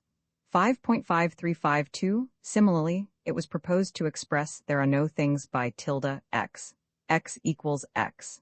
But even if this were a proposition, would it not be true if indeed there were things? But these were not identical with themselves. 5.54 In the general propositional form, propositions occur in a proposition only as bases of the truth operations. 5.541 At first sight, it appears as if there were also a different way in which one proposition could occur in another, especially in certain propositional forms of psychology, like a thinks that P is the case, or a thinks P, etc. Here it appears superficially as if the proposition P stood to the object and a kind of relation. And in modern epistemology, Russell, Moore, etc., those propositions have been conceived in this way. 5.542 But it is clear that a believes that P, a thinks P, a says P, are of the form P says P. And here we have no coordination of a fact and an object, but a coordination of facts by means of a coordination of their objects. 5.5.4.2.1 This shows that there is no such thing as the soul, the subject, etc., as it is conceived in superficial psychology. A composite soul would not be a soul any longer. 5.5.4.2.2 The correct explanation of the form of the proposition, a judge's P, must show that it is impossible to judge a nonsense. Russell's theory does not satisfy this condition. 5.5.4.2.3 To perceive a complex means to perceive that its constituents are combined in such and such a way. This perhaps explains that the figure can be seen in two ways as a cube, and all similar phenomena, for we really see two different facts. If I fix my eyes first on the corners and only glance at B, A appears in front and B behind, and vice versa. 5.55 We must now answer a priori the question as to all possible forms of the elementary propositions. The elementary proposition consists of names. Since we cannot give the number of names with different meanings, we cannot give the composition of the elementary proposition. 5.551 Our fundamental principle is that every question which can be decided at all by logic can be decided offhand. And if we get into a situation where we need to answer such a problem by looking at the world, this shows that we are on a fundamentally wrong track. 5.552 The experience which we need to understand logic is not that such and such is the case, but that something is, but that is no experience. Logic precedes every experience that something is so. It is before the how, not before the what. 5.5521 And if this were not the case, how could we apply logic? We could say, if there were a logic, even if there were no world, how then could there be a logic, since there is a world? 5.553 Russell said that there were simple relations between different numbers of things, individuals. But between what numbers? And how should this be decided? By experience? There is no preeminent number. 5.55 The enumeration of any special forms would be entirely arbitrary. 5.55 How could we decide a priori whether, for example, I can get into a situation in which I need to symbolize with a sign of a 27-termed relation? 5.55 May we then ask this at all? Can we set out a sign form and not know whether anything can correspond to it? Has the question sense? What must be in order that anything can be the case? 5.555 It is clear that we have a concept of the elementary proposition apart from its special logical form. Where, however, we can build symbols according to a system, there this system is the logically important thing and not the single symbols. And how would it be possible that I should have to deal with forms in logic which I can invent, but I must have to deal with that which makes it possible for me to invent them? 5.556 There cannot be a hierarchy of the forms of the elementary propositions. Only that which we ourselves construct can we foresee. 5.556 One empirical reality is limited by the totality of objects. The boundary appears again in the totality of elementary propositions. The hierarchies are and must be independent of reality. 5.5562 If we know on purely logical grounds that there must be elementary propositions, then this must be known by everyone who understands propositions in their unanalyzed form. 5.5563 All propositions of our colloquial language are actually, just as they are, logically completely in order. That simple thing which we ought to give here is not a model of the truth, but the complete truth itself. Our problems are not abstract, but perhaps the most concrete that there are. 5.557 The application of logic decides what elementary propositions there are. What lies in its application, logic cannot anticipate. It is clear that logic may not conflict with its application, but logic must have contact with its application. Therefore, logic and its application may not overlap one another. 5.5571 If I cannot give elementary propositions a priori, then it must lead to obvious nonsense to try to give them. 5.6 The limits of my language mean the limits of my world. 5.61 Logic fills the world. The limits of the world are also its limits. We cannot therefore say in logic, this and this there is in the world, that there is not. For that would apparently presuppose that we exclude certain possibilities, and this cannot be the case since otherwise logic must get outside the limits of the world, that is, if it could consider these limits from the other side also. What we cannot think, that we cannot think. We cannot therefore say what we cannot think. 5.62 This remark provides a key to the question, to what extent solipsism is a truth. In fact, what solipsism means is quite correct, only it cannot be said, but it shows itself. That the world is my world, shows itself in the fact that the limits of the language which I understand, mean the limits of my world. 5.621 The world and life are one. 5.63 I am my world. The microcosm. 5.631 The thinking, presenting subject. There is no such thing. If I wrote a book, The World as I Found It, I should also have therein to report on my body and say which members obey my will, and which do not, etc. This then would be a method of isolating the subject, or rather, of showing that in an important sense there is no subject. That is to say, of it alone in this book mention could not be made. 5.632 The subject does not belong to the world, but it is a limit of the world. 5.633 Wherein the world is a metaphysical subject to be noted?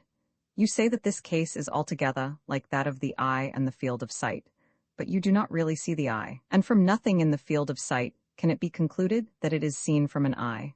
5.6331 For the field of sight has not a form like this. 5.634 This is connected with the fact that no part of our experience is also a priori. Everything we see could also be otherwise. Everything we describe at all could also be otherwise. There is no order of things a priori. 5.64 Here, we see that solipsism strictly carried out coincides with pure realism. The I in solipsism shrinks to an extensionless point, and there remains the reality coordinated with it. 5.641 There is therefore really a sense in which the philosophy we can talk of a non-psychological I. The I occurs in philosophy through the fact that the world is my world. The philosophical I is not the man, not the human body or the human soul of which psychology treats, but the metaphysical subject, the limit, not a part of the world. 6. The general form of truth function is. This is the general form of proposition. 6.001 This says nothing else than that every proposition is the result of successive applications of the operation to the elementary propositions. 6.002 If we are given the general form of the way in which a proposition is constructed, then thereby we are also given the general form of the way in which by an operation out of one proposition another can be created. 6.01 The general form of the operation is therefore. This is the most general form of transition from one proposition to another. 6.02 And thus we come to numbers. I define x equals omega 0 x def. And omega nu x equals omega nu plus 1 x def.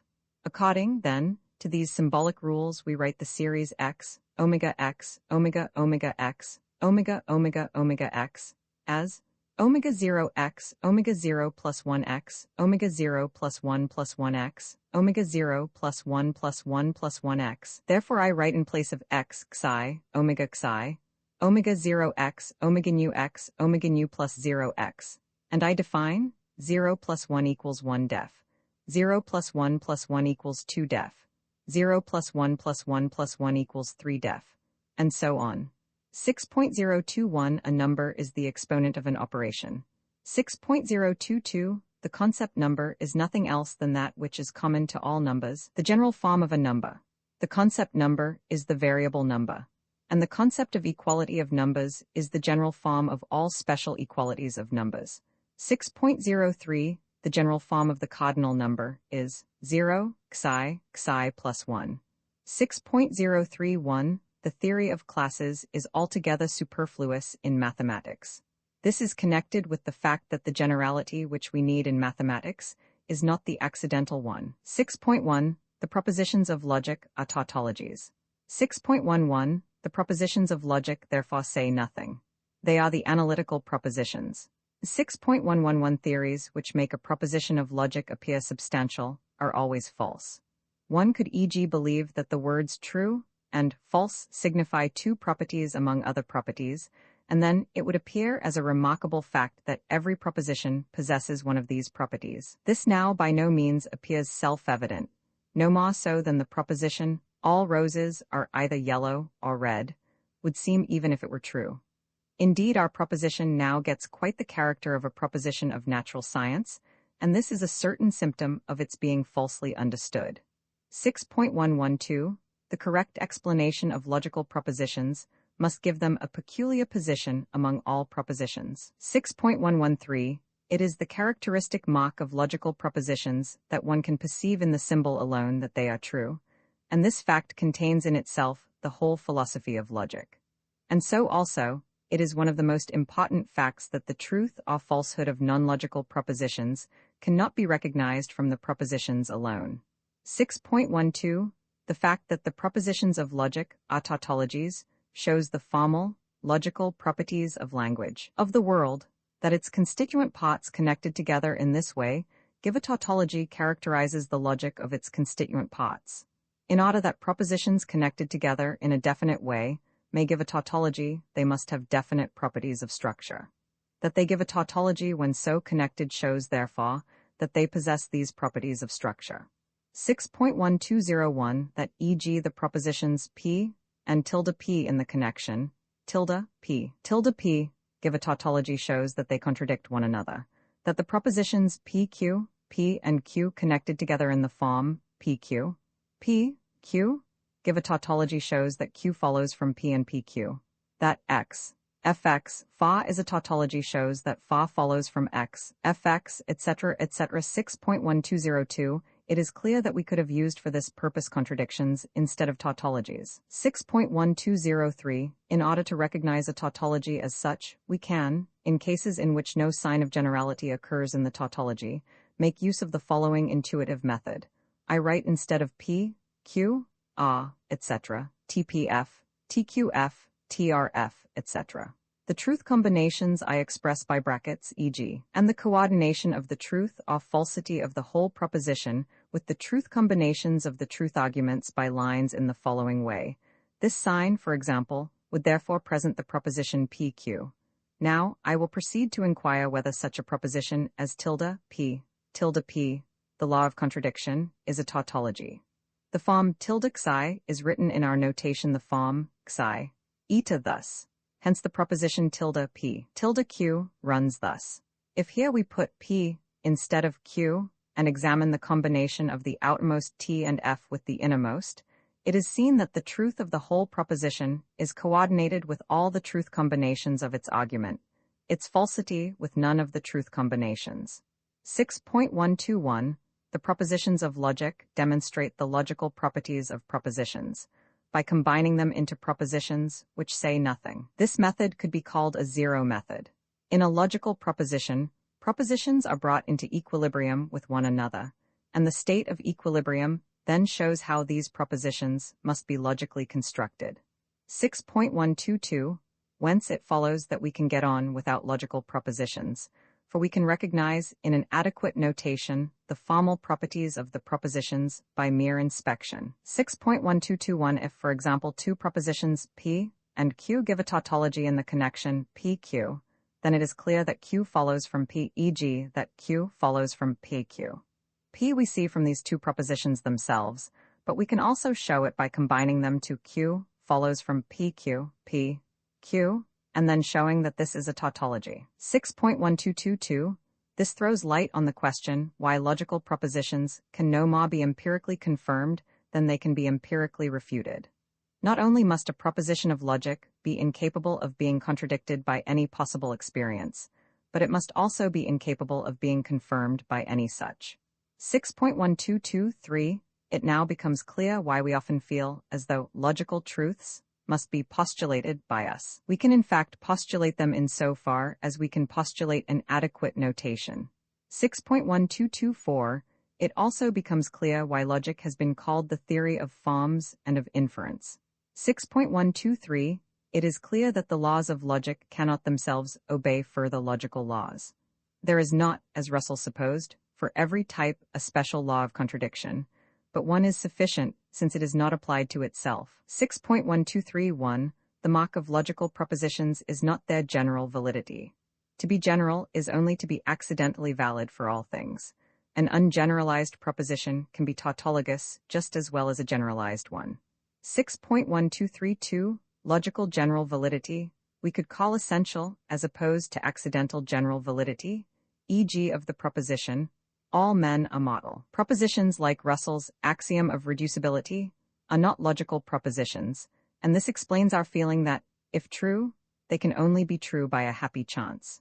6.1233 We can imagine a world in which the axiom of reducibility is not valid.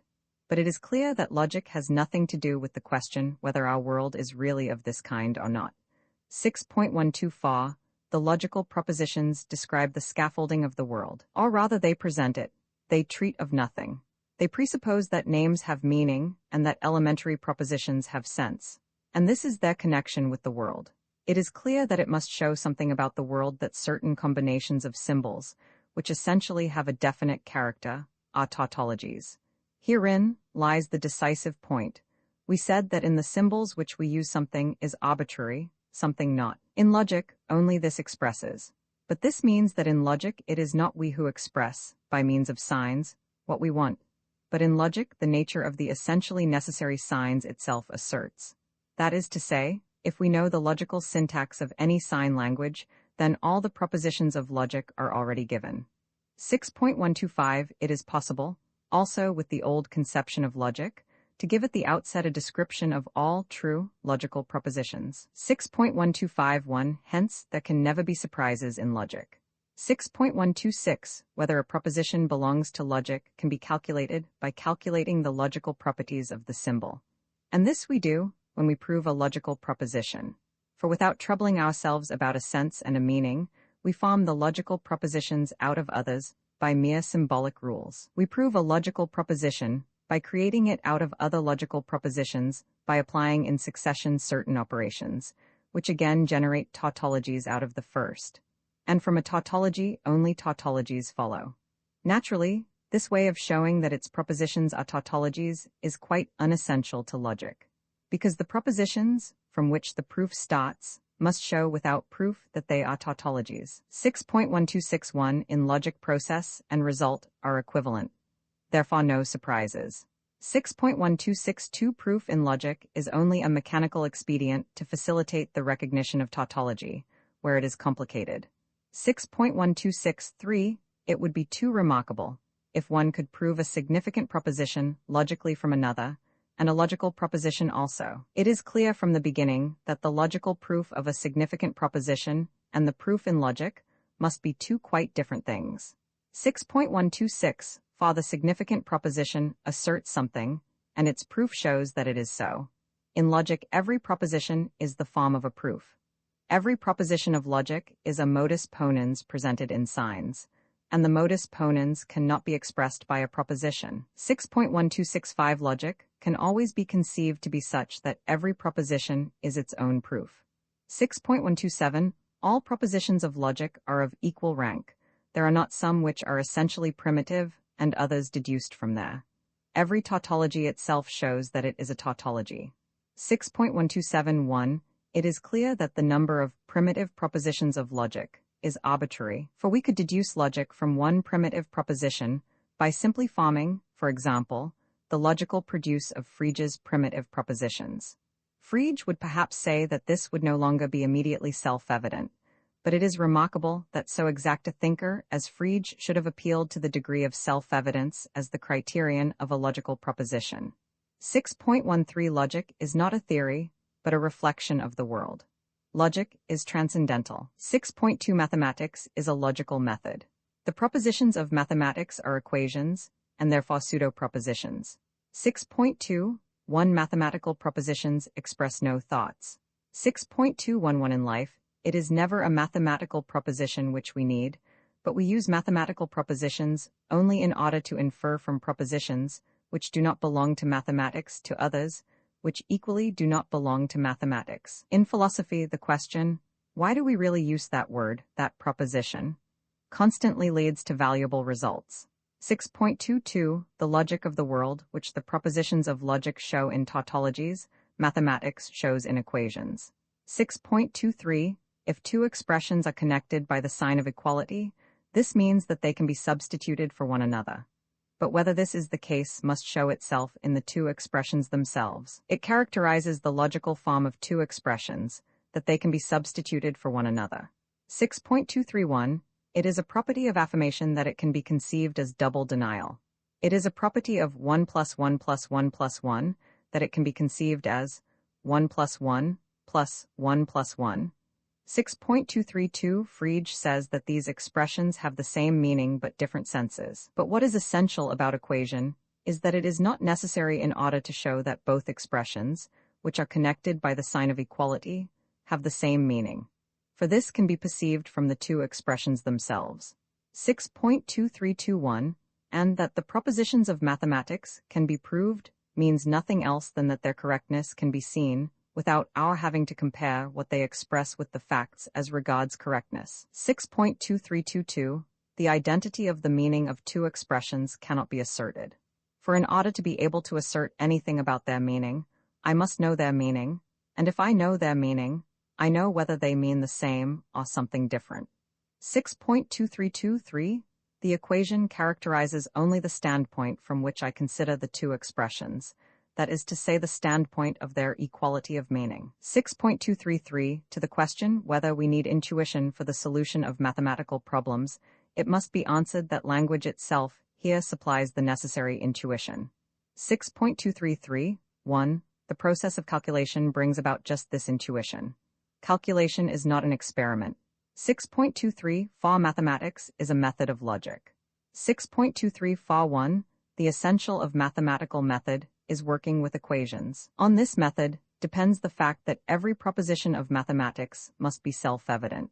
6.2, for the method by which mathematics arrives at its equations is the method of substitution. For equations express the substitutability of two expressions, and we proceed from a number of equations to new equations, replacing expressions by others in accordance with the equations. 6.241, thus the proof of the proposition 2 times 2 equals 4 runs. Omega nu, mu x equals omega nu times mu x def. Omega 2 times 2x equals omega 2, 2x equals omega 2, 1 plus 1x equals omega 2, omega 2x equals omega 1 plus 1, omega 1 plus 1x equals omega omega, omega omega, x equals omega, omega, omega, omega x equals omega 1 plus 1 plus 1 plus 1 x equals omega fa x. 6.3 Logical research means the investigation of all regularity, and outside logic all is accident. 6.31 The so-called law of induction cannot in any case be a logical law, for it is obviously a significant proposition, and therefore it cannot be a law a priori either. 6.32 The law of causality is not a law but the form of a law. 6.321 Law of causality is a class name. And as in mechanics there are, for instance, minimum laws, such as that of least actions, so in physics there are causal laws, laws of the causality form.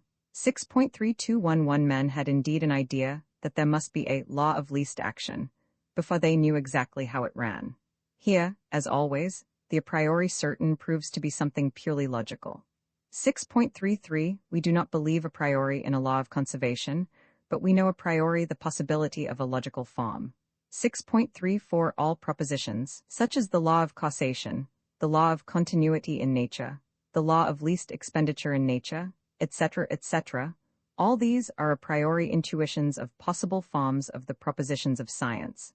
6.341 Newtonian mechanics, for example, brings the description of the universe to a unified form. Let us imagine a white surface with irregular black spots. We now say, whatever kind of picture these make, I can always get as near as I like to its description if I cover the surface with a sufficiently fine square network, and now say of every square that it is white or black. In this way, I shall have brought the description of the surface to a unified form. This form is arbitrary because I could have applied with equal success a net with a triangular or hexagonal mesh. It can happen that the description would have been simpler with the aid of a triangular mesh. That is to say, we might have described the surface more accurately with a triangular, and coarser than with the finer square mesh, or vice versa, and so on. To the different networks correspond different systems of describing the world. Mechanics determine a form of description by saying, all propositions in the description of the world must be obtained in a given way from a number of given propositions, the mechanical axioms. It thus provides the bricks for building the edifice of science, and says, whatever building thou wouldst erect, thou shalt construct it in some manner with these bricks and these alone. As with the system of numbers 1, must be able to write down any arbitrary number. So with the system of mechanics, one must be able to write down any arbitrary physical proposition. 6.342, and now, we see the relative position of logic and mechanics. We could construct the network out of figures of different kinds, as out of triangles and hexagons together. That a picture like that instanced above can be described by a network of a given form asserts nothing about the picture. For this holds of every picture of this kind, but this does characterize the picture, the fact, namely, that it can be completely described by a definite net of definite fineness. So too the fact that it can be described by Newtonian mechanics asserts nothing about the world, but this asserts something, namely, that it can be described in that particular way, in which as a matter of fact it is described. The fact, too, that it can be described more simply by one system of mechanics than by another says something about the world. 6.343 Mechanics is an attempt to construct according to a single plan all true propositions which we need for the description of the world. 6.343.1 Through their whole logical apparatus, the physical laws still speak of the objects of the world. 6.3432 We must not forget that the description of the world by mechanics is always quite general. There is, for example, never any mention of particular material points in it, but always only of some points or other. 6.35 Although the spots in our picture are geometrical figures, geometry can obviously say nothing about their actual form and position. But the network is purely geometrical, and all its properties can be given a priori. Laws, like the law of causation, etc., treat of the network, and not what the network describes. 6.36 If there were a law of causality, it might run. There are natural laws. But that can clearly not be said. It shows itself. 6.361 In the terminology of Hertz we might say, only uniform connections are thinkable.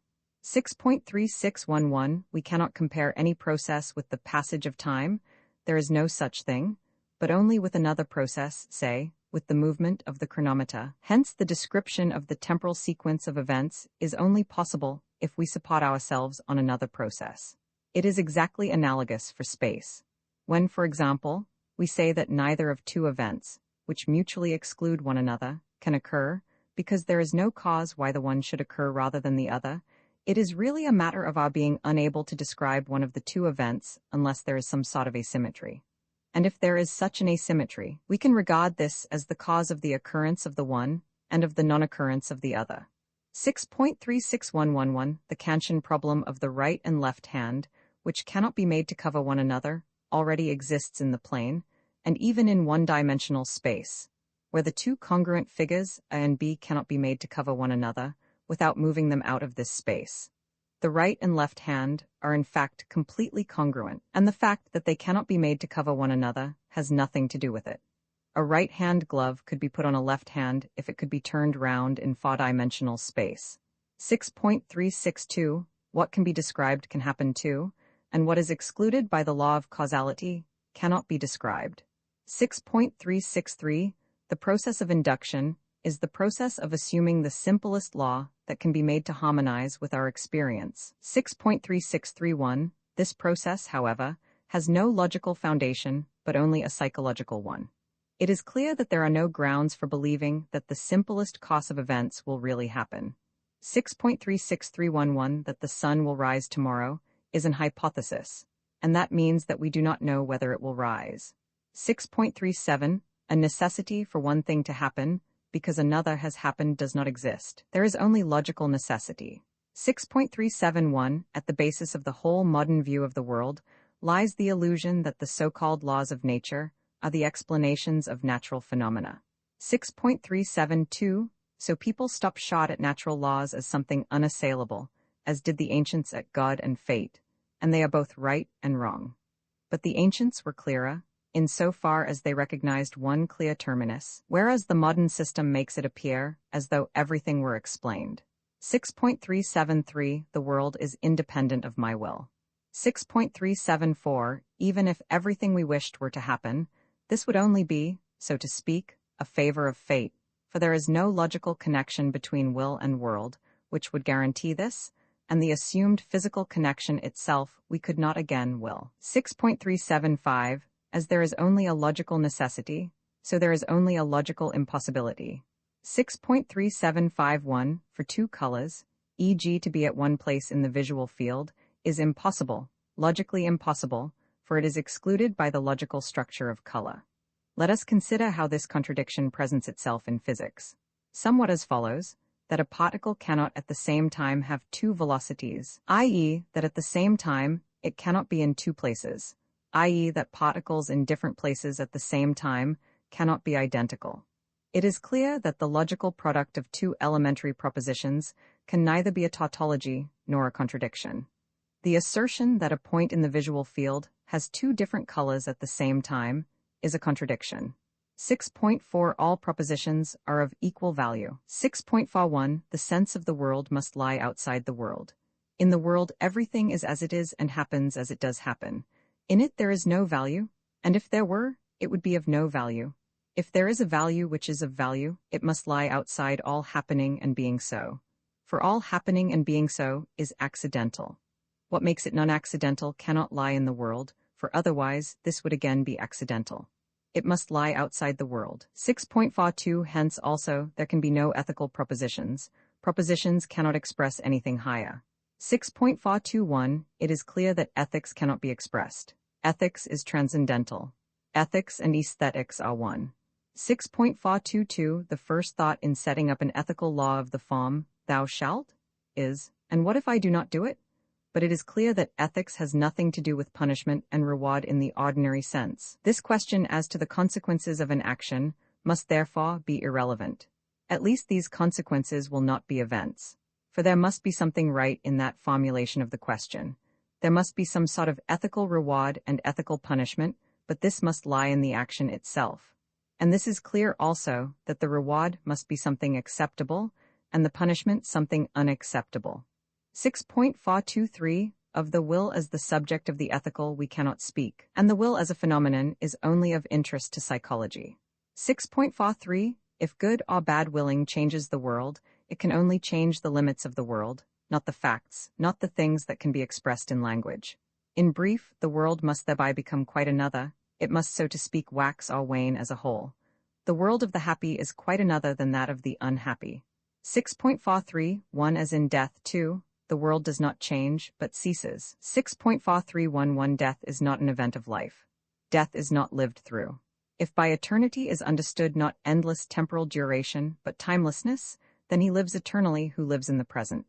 Our life is endless in the way that our visual field is without limit. 6.4312 The temporal immortality of the human soul, that is to say, its eternal survival also after death, is not only in no way guaranteed, but this assumption in the first place will not do for us what we always tried to make it do. Is a riddle solved by the fact that I survive forever? Is this eternal life not as enigmatic as our present one? The solution of the riddle of life in space and time lies outside space and time. It is not problems of natural science which have to be solved.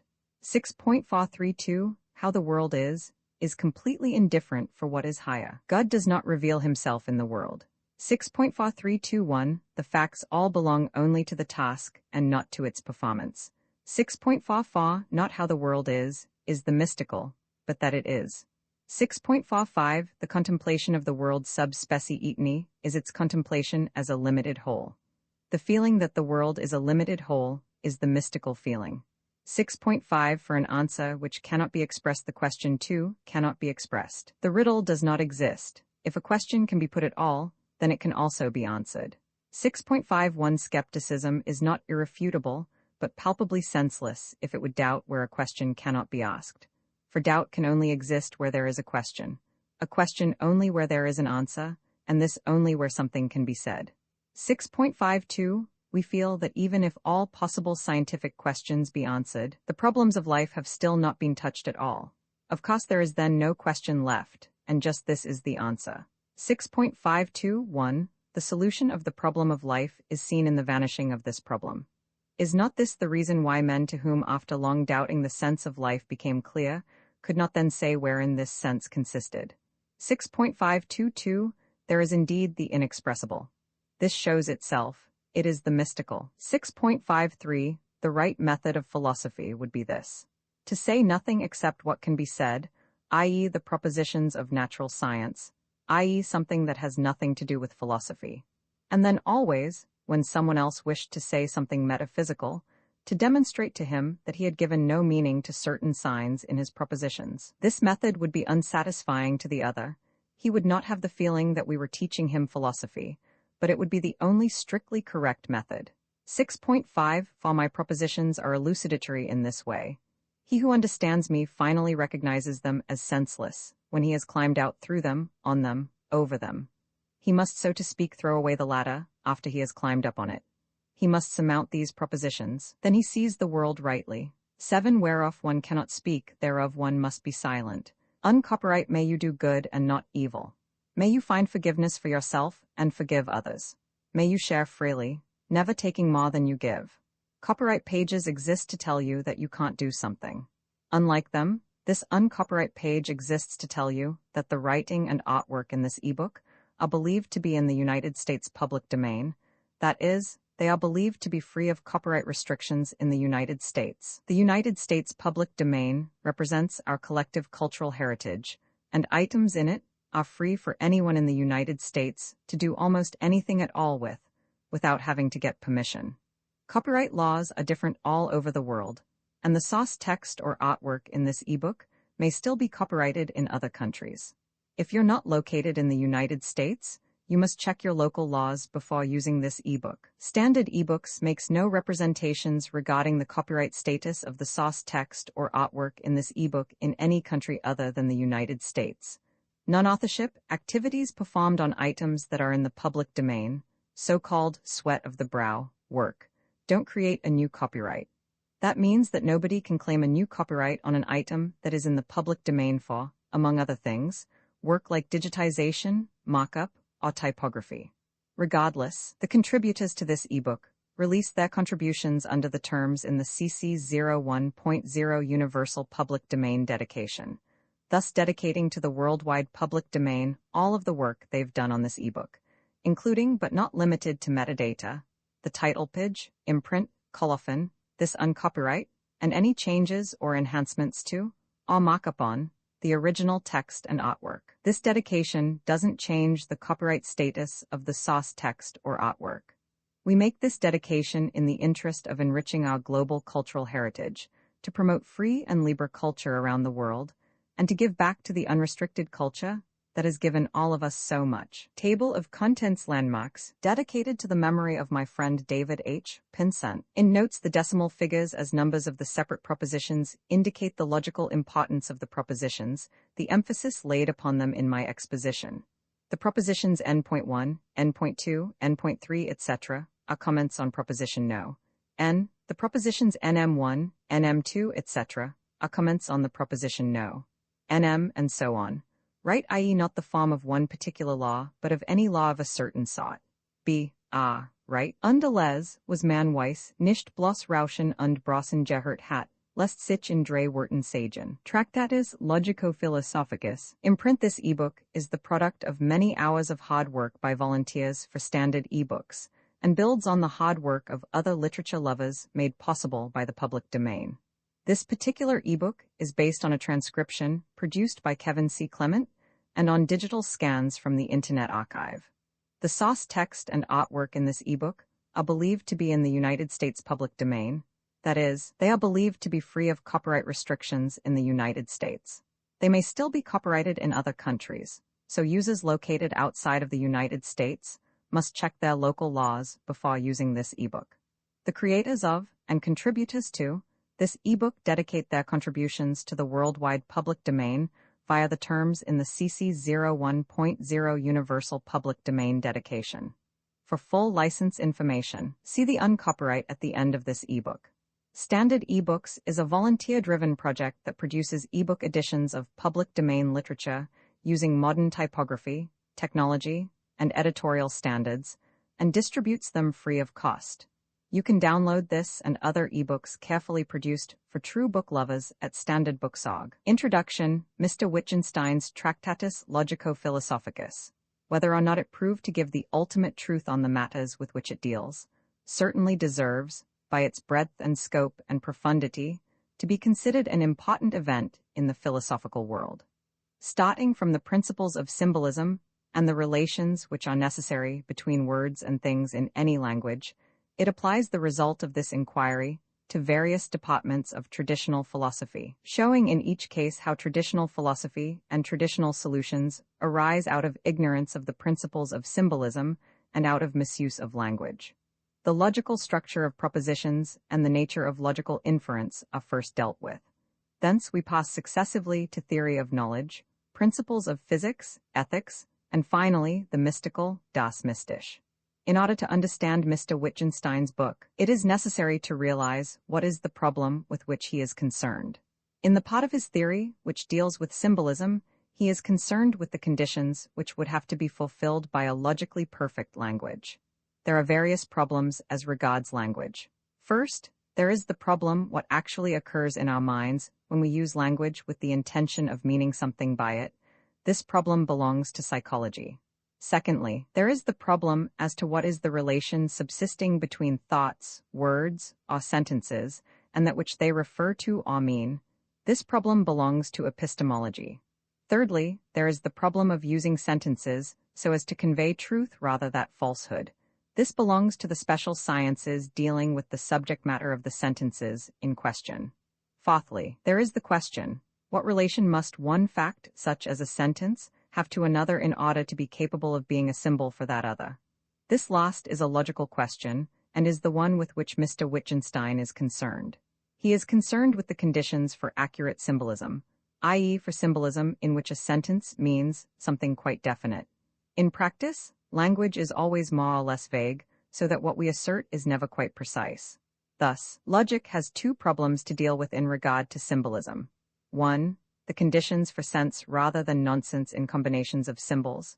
2. The conditions for uniqueness of meaning or reference in symbols or combinations of symbols. A logically perfect language has rules of syntax which prevent nonsense, and has single symbols which always have a definite and unique meaning. Mr. Wittgenstein is concerned with the conditions for a logically perfect language. Not that any language is logically perfect, or that we believe ourselves capable, here and now, of constructing a logically perfect language, but that the whole function of language is to have meaning, and it only fulfills this function in proportion as it approaches to the ideal language which we postulate. The essential business of language is to assert or deny facts. Given the syntax of language, the meaning of a sentence is determined as soon as the meaning of the component words is known. In order that a certain sentence should assert a certain fact, there must, however the language may be constructed, be something in common between the structure of the sentence and the structure of the fact. This is perhaps the most fundamental thesis of Mr. Wittgenstein's theory. That which has to be in common between the sentence and the fact cannot, he contends, be itself in turn said in language. It can, in his phraseology, only be shown, not said, for whatever we may say will still need to have the same structure.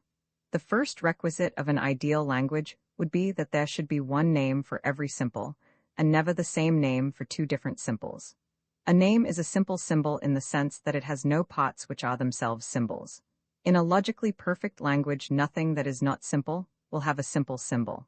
The symbol for the whole will be a complex, containing the symbols for the parts. In speaking of a complex, we are, as will appear later, sinning against the rules of philosophical grammar, but this is unavoidable at the outset. Most propositions and questions that have been written about philosophical matters are not false but senseless. We cannot, therefore, answer questions of this kind at all, but only state their senselessness. Most questions and propositions of the philosophers result from the fact that we do not understand the logic of our language. They are of the same kind as the question whether the good is more or less identical than the beautiful. 4.003. What is complex in the world is a fact. Facts which are not compounded of other facts are what Mr. Wittgenstein calls Sachverhalt, whereas a fact which may consist of two or more facts is a Tatsache. Thus, for example, Socrates is wise is a Sachverhalt, as well as a Tatsache, whereas Socrates is wise and Plato is his pupil is a Tatsache but not a Sachverhalt. He compares linguistic expression to projection in geometry. A geometrical figure may be projected in many ways. Each of these ways corresponds to a different language, but the projective properties of the original figure remain unchanged, whichever of these ways may be adopted. These projective properties correspond to that which in his theory the proposition and the fact must have in common, if the proposition is to assert the fact. In certain elementary ways, this is, of course, obvious. It is impossible, for example, to make a statement about two men, assuming for the moment that the men may be treated as simples, without employing two names, and if you are going to assert a relation between the two men, it will be necessary that the sentence in which you make the assertion shall establish a relation between the two names. If we say, Plato loves Socrates, the word loves, which occurs between the word Plato and the word Socrates, establishes a certain relation between these two words, and it is owing to this fact that our sentence is able to assert a relation between the persons named by the words Plato and Socrates. We must not say, the complex sign A-B says a stands in relation A to B, but we must say that a stands in a certain relation to B says that are A-B. 3.1432. Mr. Wittgenstein begins his theory of symbolism with the statement, 2.1. We make to ourselves pictures of facts. A picture, he says, is a model of the reality, and to the objects in the reality correspond the elements of the picture. The picture itself is a fact. The fact that things have a certain relation to each other is represented by the fact that in the picture, its elements have a certain relation to one another. In the picture and the pictured, there must be something identical in order that the one can be a picture of the other at all. What the picture must have in common with reality in order to be able to represent it after its manner, rightly or falsely, is its form of representation. 2.161, 2.17. We speak of a logical picture of a reality when we wish to imply only so much resemblance as is essential to its being a picture in any sense, that is to say, when we wish to imply no more than identity of logical form. The logical picture of a fact, he says, is a Gedenk. A picture can correspond or not correspond with the fact and be accordingly true or false, but in both cases it shares the logical form with the fact. The sense in which he speaks of pictures is illustrated by his statement. The gramophone record, the musical thought, the score, the waves of sound, all stand to one another in that pictorial internal relation which holds between language and the world. To all of them, the logical structure is common. Like the two youths, their two horses and their lilies in the story. They are all in a certain sense one. 4.014. The possibility of a proposition representing a fact rests upon the fact that in it objects are represented by signs. The so-called logical constants are not represented by signs, but are themselves present in the proposition, as in the fact. The proposition and the fact must exhibit the same logical manifold, and this cannot be itself represented, since it has to be in common between the fact and the picture. Mr. Wittgenstein maintains that everything properly philosophical belongs to what can only be shown, or to what is in common between a fact and its logical picture. It results from this view that nothing correct can be said in philosophy. Every philosophical proposition is bad grammar, and the best that we can hope to achieve by philosophical discussion is to lead people to see that philosophical discussion is a mistake. Philosophy is not one of the natural sciences. The word philosophy must mean something which stands above or below, but not beside the natural sciences. The object of philosophy is the logical clarification of thoughts. Philosophy is not a theory, but an activity. A philosophical work consists essentially of elucidations. The result of philosophy is not a number of philosophical propositions, but to make propositions clear. Philosophy should make clear and delimit sharply the thoughts which otherwise are, as it were, opaque and blurred. 4.111 and 4.112. In accordance with this principle, the things that have to be said in leading the reader to understand Mr. Wittgenstein's theory are all of them things which that theory itself condemns as meaningless. With this proviso, we will endeavor to convey the picture of the world which seems to underlie his system. The world consists of facts. Facts cannot strictly speaking be defined, but we can explain what we mean by saying that facts are what makes propositions true or false. Facts may contain parts which are facts or may contain no such parts. For example, Socrates was a wise Athenian, consists of the two facts, Socrates was wise, and Socrates was an Athenian. A fact which has no parts that are facts is called by Mr. Wittgenstein a Sachverhalt. This is the same thing that he calls an atomic fact. An atomic fact, although it contains no parts that are facts, nevertheless does contain parts. If we may regard Socrates is wise as an atomic fact, we perceive that it contains the constituents Socrates and wise. If an atomic fact is analyzed as fully as possible, theoretical, not practical possibility is meant, the constituents finally reached may be called simples or objects. It is a logical necessity demanded by theory, like an electron. His ground for maintaining that there must be simples is that every complex presupposes a fact. It is not necessarily assumed that the complexity of facts is finite, even if every fact consisted of an infinite number of atomic facts, and if every atomic fact consisted of an infinite number of objects, there would still be objects and atomic facts. 4.2211. The assertion that there is a certain complex reduces to the assertion that its constituents are related in a certain way, which is the assertion of a fact. Thus, if we give a name to the complex, the name only has meaning in virtue of the truth of a certain proposition, namely the proposition asserting the relatedness of the constituents of the complex.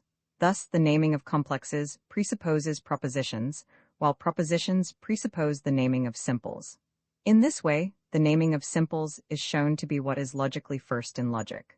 The world is fully described if all atomic facts are known, together with the fact that these are all of them. The world is not described by merely naming all the objects in it. It is necessary also to know the atomic facts of which these objects are constituents. Given this totality of atomic facts, every true proposition, however complex, can theoretically be inferred. A proposition, true or false, asserting an atomic fact is called an atomic proposition. All atomic propositions are logically independent of each other. No atomic proposition implies any other, or is inconsistent with any other. Thus, the whole business of logical inference is concerned with propositions which are not atomic. Such propositions may be called molecular. Wittgenstein's theory of molecular propositions turns upon his theory of the construction of truth functions. A truth function of a proposition P is a proposition containing P, and such that its truth or falsehood depends only upon the truth or falsehood of P, and similarly a truth function of several propositions P, Q, R, is one containing P, Q, R, and such that its truth or falsehood depends only upon the truth or falsehood of P, Q, R. It might seem at first sight as though there were other functions of propositions besides truth functions. Such, for example, would be A believes P, for in general, A will believe some true propositions and some false ones. Unless he is an exceptionally gifted individual, we cannot infer that P is true from the fact that he believes it, or that P is false from the fact that he does not believe it. Other apparent exceptions would be such as P is a very complex proposition, or P is a proposition about Socrates. Mr. Wittgenstein maintains, however, for reasons which will appear presently, that such exceptions are only apparent, and that every function of a proposition is really a truth function. It follows that if we can define truth functions generally, we can obtain a general definition of all propositions in terms of the original set of atomic propositions. This Wittgenstein proceeds to do. It has been shown by Dr. Scheffer trans. M. Math. Soc. Vol. Roman 14 pp. 481-488, that all truth functions of a given set of propositions can be constructed out of either of the two functions, not P or not Q, or not P and not Q. Wittgenstein makes use of the latter, assuming a knowledge of Dr. Scheffer's work. The manner in which other truth functions are constructed out of not P and not Q is easy to see. Not P and not P is equivalent to not P, hence we obtain a definition of negation in terms of our primitive function. Hence we can define P or Q, since this is the negation of not P and not Q, i.e. of our primitive function. The development of other truth functions out of not P and P or Q is given in detail at the beginning of Principia Mathematica. This gives all that is wanted when the propositions which are arguments to our truth function are given by enumeration. Wittgenstein, however, by a very interesting analysis, succeeds in extending the process to general propositions, i.e. to cases where the propositions which are arguments to our truth function are not given by enumeration, but are given as all those satisfying some condition. For example, let fx be a propositional function, i.e. a function whose values are propositions, such as x is human. Then the various values of fx form a set of propositions. We may extend the idea, not p and not q, so as to apply to the simultaneous denial of all the propositions which are values of fx. In this way, we arrive at the proposition, which is ordinarily represented in mathematical logic by the words fx is false for all values of x. The negation of this would be the proposition, there is at least one x for which fx is true, which is represented by x. Fx. If we had started with not fx instead of fx, we should have arrived at the proposition, fx is true for all values of x, which is represented by x, fx, Wittgenstein's method of dealing with general propositions, i.e. x, fx and x, fx differs from previous methods by the fact that the generality comes only in specifying the set of propositions concerned, and when this has been done, the building up of truth functions proceeds exactly as it would in the case of a finite number of enumerated arguments p, q, r.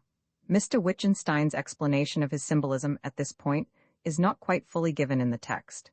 The symbol he uses is. The following is the explanation of this symbol, stands for all atomic propositions, stands for any set of propositions, stands for the negation of all the propositions making up. The whole symbol means whatever can be obtained by taking any selection of atomic propositions, negating them all, then taking any selection of the set of propositions now obtained, together with any of the originals, and so on indefinitely. This is, he says, the general truth function, and also the general form of proposition. What is meant is somewhat less complicated than it sounds. The symbol is intended to describe a process by the help of which, given the atomic propositions, all others can be manufactured. The process depends upon Scheffer's proof that all truth functions can be obtained out of simultaneous negation, i.e. out of not p and not q, Mr. Wittgenstein's theory of the derivation of general propositions from conjunctions and disjunctions, the assertion that a proposition can only occur in another proposition as argument to a truth function. Given these three foundations, it follows that all propositions which are not atomic can be derived from such as are by a uniform process, and it is this process which is indicated by Mr. Wittgenstein's symbol. From this uniform method of construction, we arrive at an amazing simplification of the theory of inference, as well as a definition of the sort of propositions that belong to logic. The method of generation, which has just been described, enables Wittgenstein to say that all propositions can be constructed in the above manner from atomic propositions, and in this way, the totality of propositions is defined. The apparent exceptions which we mentioned above are dealt with in a manner which we shall consider later. Wittgenstein is enabled to assert that propositions are all that follows from the totality of atomic propositions, together with the fact that it is the totality of them, that a proposition is always a truth function of atomic propositions, and that if P follows from Q, the meaning of P is contained in the meaning of Q, from which of course it results that nothing can be deduced from an atomic proposition. All the propositions of logic, he maintains, are tautologies, such, for example, as P or not P. The fact that nothing can be deduced from an atomic proposition has interesting applications, for example, to causality. There cannot, in Wittgenstein's logic, be any such thing as a causal nexus. The events of the future, he says, cannot be inferred from those of the present. Superstition is the belief in the causal nexus. That the sun will rise tomorrow is a hypothesis. We do not in fact know whether it will rise, since there is no compulsion according to which one thing must happen because another happens. Let us now take up another subject, that of names.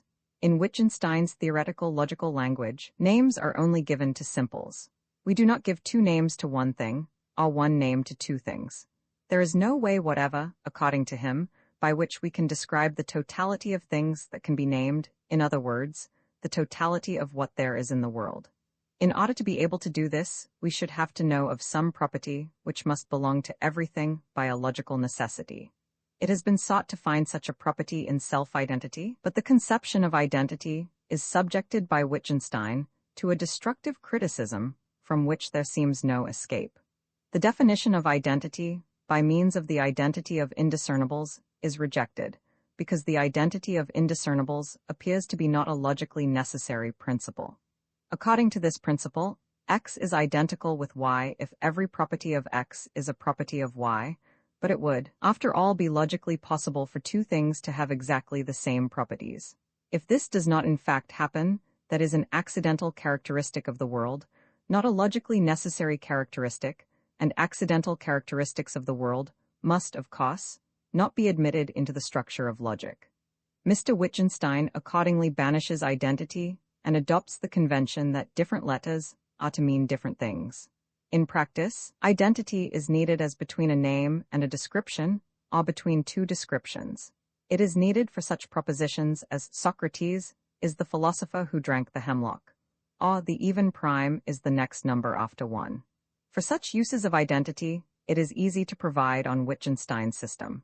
The rejection of identity removes one method of speaking of the totality of things, and it will be found that any other method that may be suggested is equally fallacious. So, at least, Wittgenstein contends, and I think, rightly, this amounts to saying that object is a pseudo-concept. To say X is an object is to say nothing. It follows from this that we cannot make such statements as there are more than 3 objects in the world, or there are an infinite number of objects in the world. Objects can only be mentioned in connection with some definite property.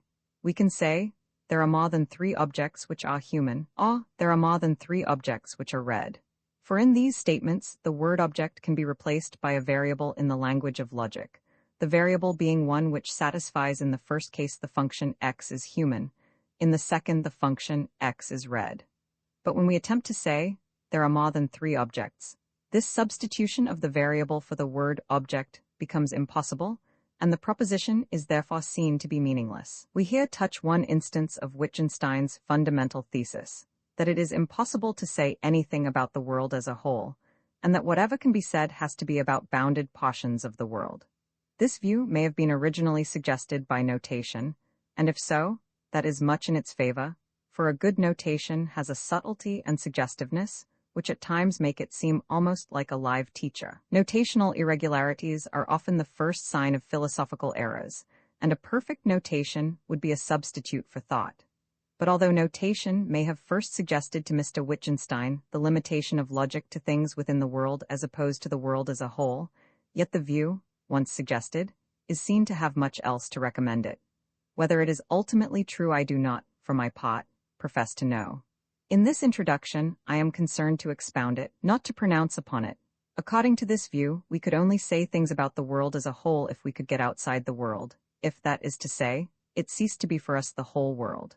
Our world may be bounded for some superior being who can survey it from above, but for us, however finite it may be, it cannot have a boundary, since it has nothing outside it. Wittgenstein uses, as an analogy, the field of vision. Our field of vision does not, for us, have a visual boundary, just because there is nothing outside it, and in like manner, our logical world has no logical boundary because our logic knows of nothing outside it. These considerations lead him to a somewhat curious discussion of solipsism. Logic, he says, fills the world. The boundaries of the world are also its boundaries.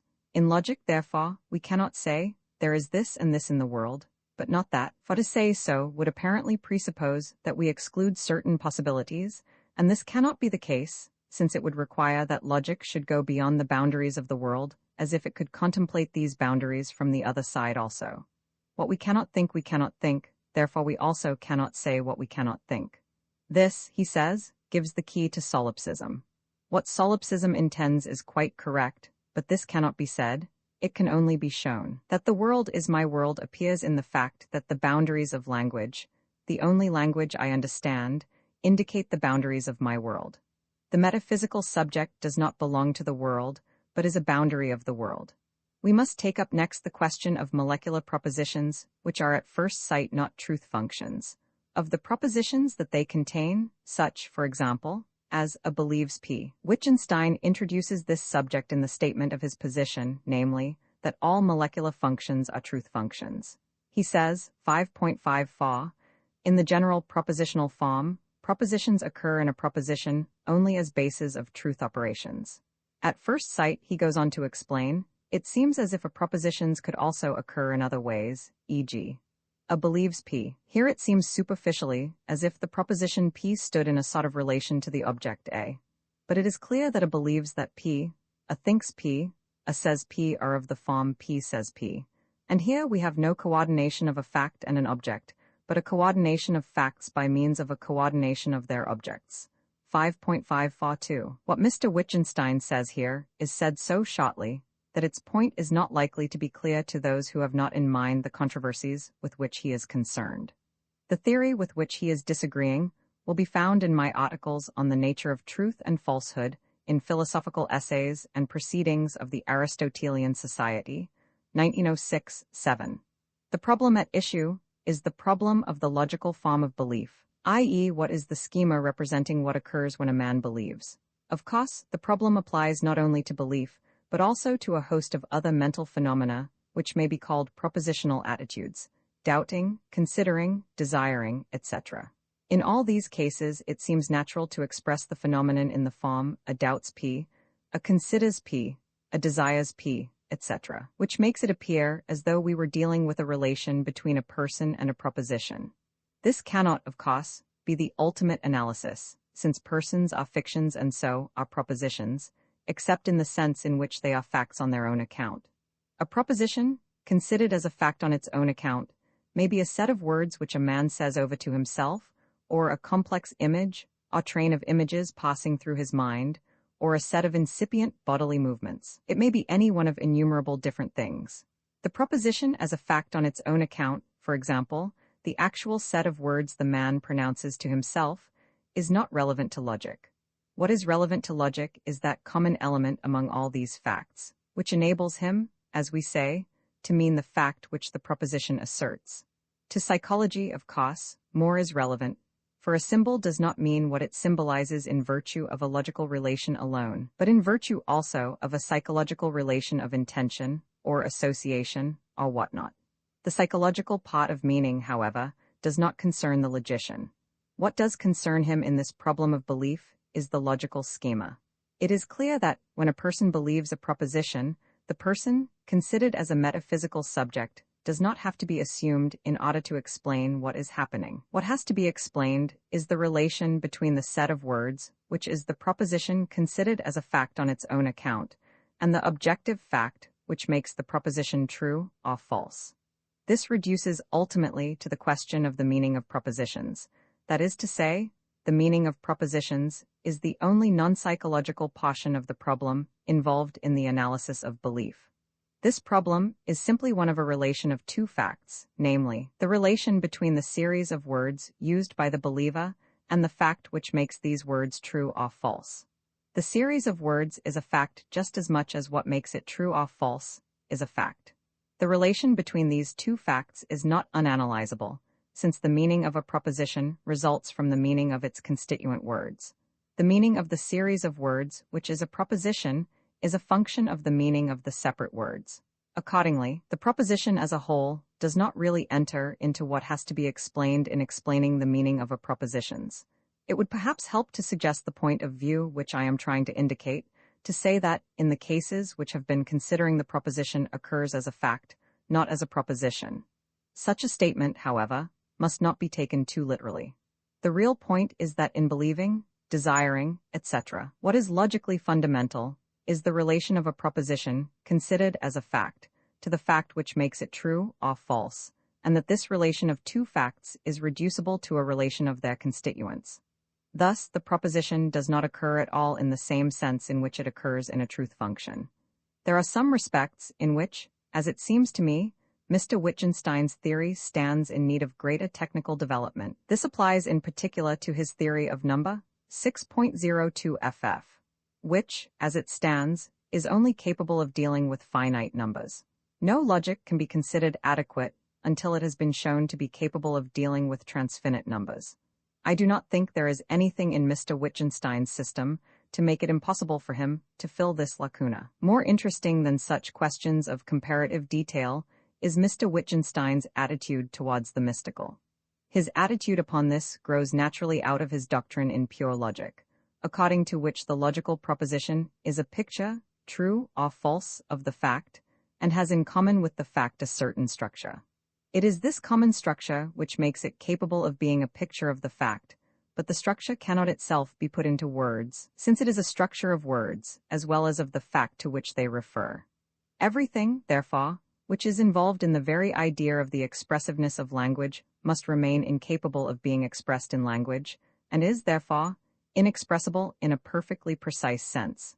This inexpressible contains, according to Mr. Wittgenstein, the whole of logic and philosophy. The right method of teaching philosophy, he says, would be to confine oneself to propositions of the sciences, stated with all possible clearness and exactness, leaving philosophical assertions to the learner, and proving to him, whenever he made them, that they are meaningless. It is true that the fate of Socrates might befall a man who attempted this method of teaching, but we are not to be deterred by that fear, if it is the only right method. It is not this that causes some hesitation in accepting Mr. Wittgenstein's position, in spite of the very powerful arguments which he brings to its support. What causes hesitation is the fact that, after all, Mr. Wittgenstein manages to say a good deal about what cannot be said, thus suggesting to the skeptical reader that possibly there may be some loophole through a hierarchy of languages, or by some other exit. The whole subject of ethics, for example, is placed by Mr. Wittgenstein in the mystical, inexpressible region. Nevertheless, he is capable of conveying his ethical opinions. His defense would be that what he calls the mystical can be shown, although it cannot be said. It may be that this defense is adequate, but, for my part, I confess that it leaves me with a certain sense of intellectual discomfort.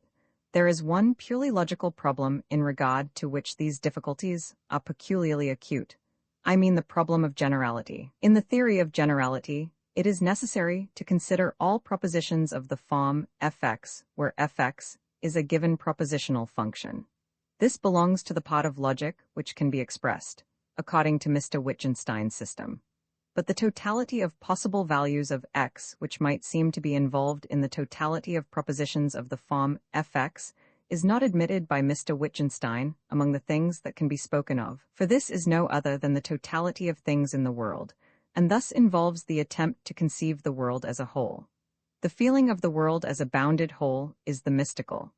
Hence the totality of the values of x is mystical, 6.45. This is expressly argued when Mr. Wittgenstein denies that we can make propositions as to how many things there are in the world, as for example, that there are more than 3. These difficulties suggest to my mind some such possibility as this, that every language has, as Mr. Wittgenstein says, a structure concerning which in the language nothing can be said, but that there may be another language dealing with the structure of the first language and having itself a new structure, and that to this hierarchy of languages there may be no limit. Mr. Wittgenstein would of course reply that his whole theory is applicable unchanged to the totality of such languages. The only retort would be to deny that there is any such totality. The totalities concerning which Mr. Wittgenstein holds that it is impossible to speak logically are nevertheless thought by him to exist, and are the subject matter of his mysticism. The totality resulting from our hierarchy would be not merely logically inexpressible, but a fiction, a mere delusion, and in this way the supposed sphere of the mystical would be abolished. Such a hypothesis is very difficult, and I can see objections to it, which at the moment I do not know how to answer. Yet I do not see how any easier hypothesis can escape from Mr. Wittgenstein's conclusions. Even if this very difficult hypothesis should prove tenable, it would leave untouched a very large part of Mr. Wittgenstein's theory, though possibly not the part upon which he himself would wish to lay most stress. As one with a long experience of the difficulties of logic, and of the deceptiveness of theories which seem irrefutable, I find myself unable to be sure of the rightness of a theory, merely on the ground that I cannot see any point on which it is wrong. But to have constructed a theory of logic, which is not at any point obviously wrong, is to have achieved a work of extraordinary difficulty and importance. This merit, in my opinion, belongs to Mr. Wittgenstein's book, and makes it one which no serious philosopher can afford to neglect. Bertrand Russell, May 1922. Preface: This book will perhaps only be understood by those who have themselves already thought the thoughts which are expressed in it, or similar thoughts. It is therefore not a textbook. Its object would be attained if there were one person who read it with understanding, and to whom it afforded pleasure.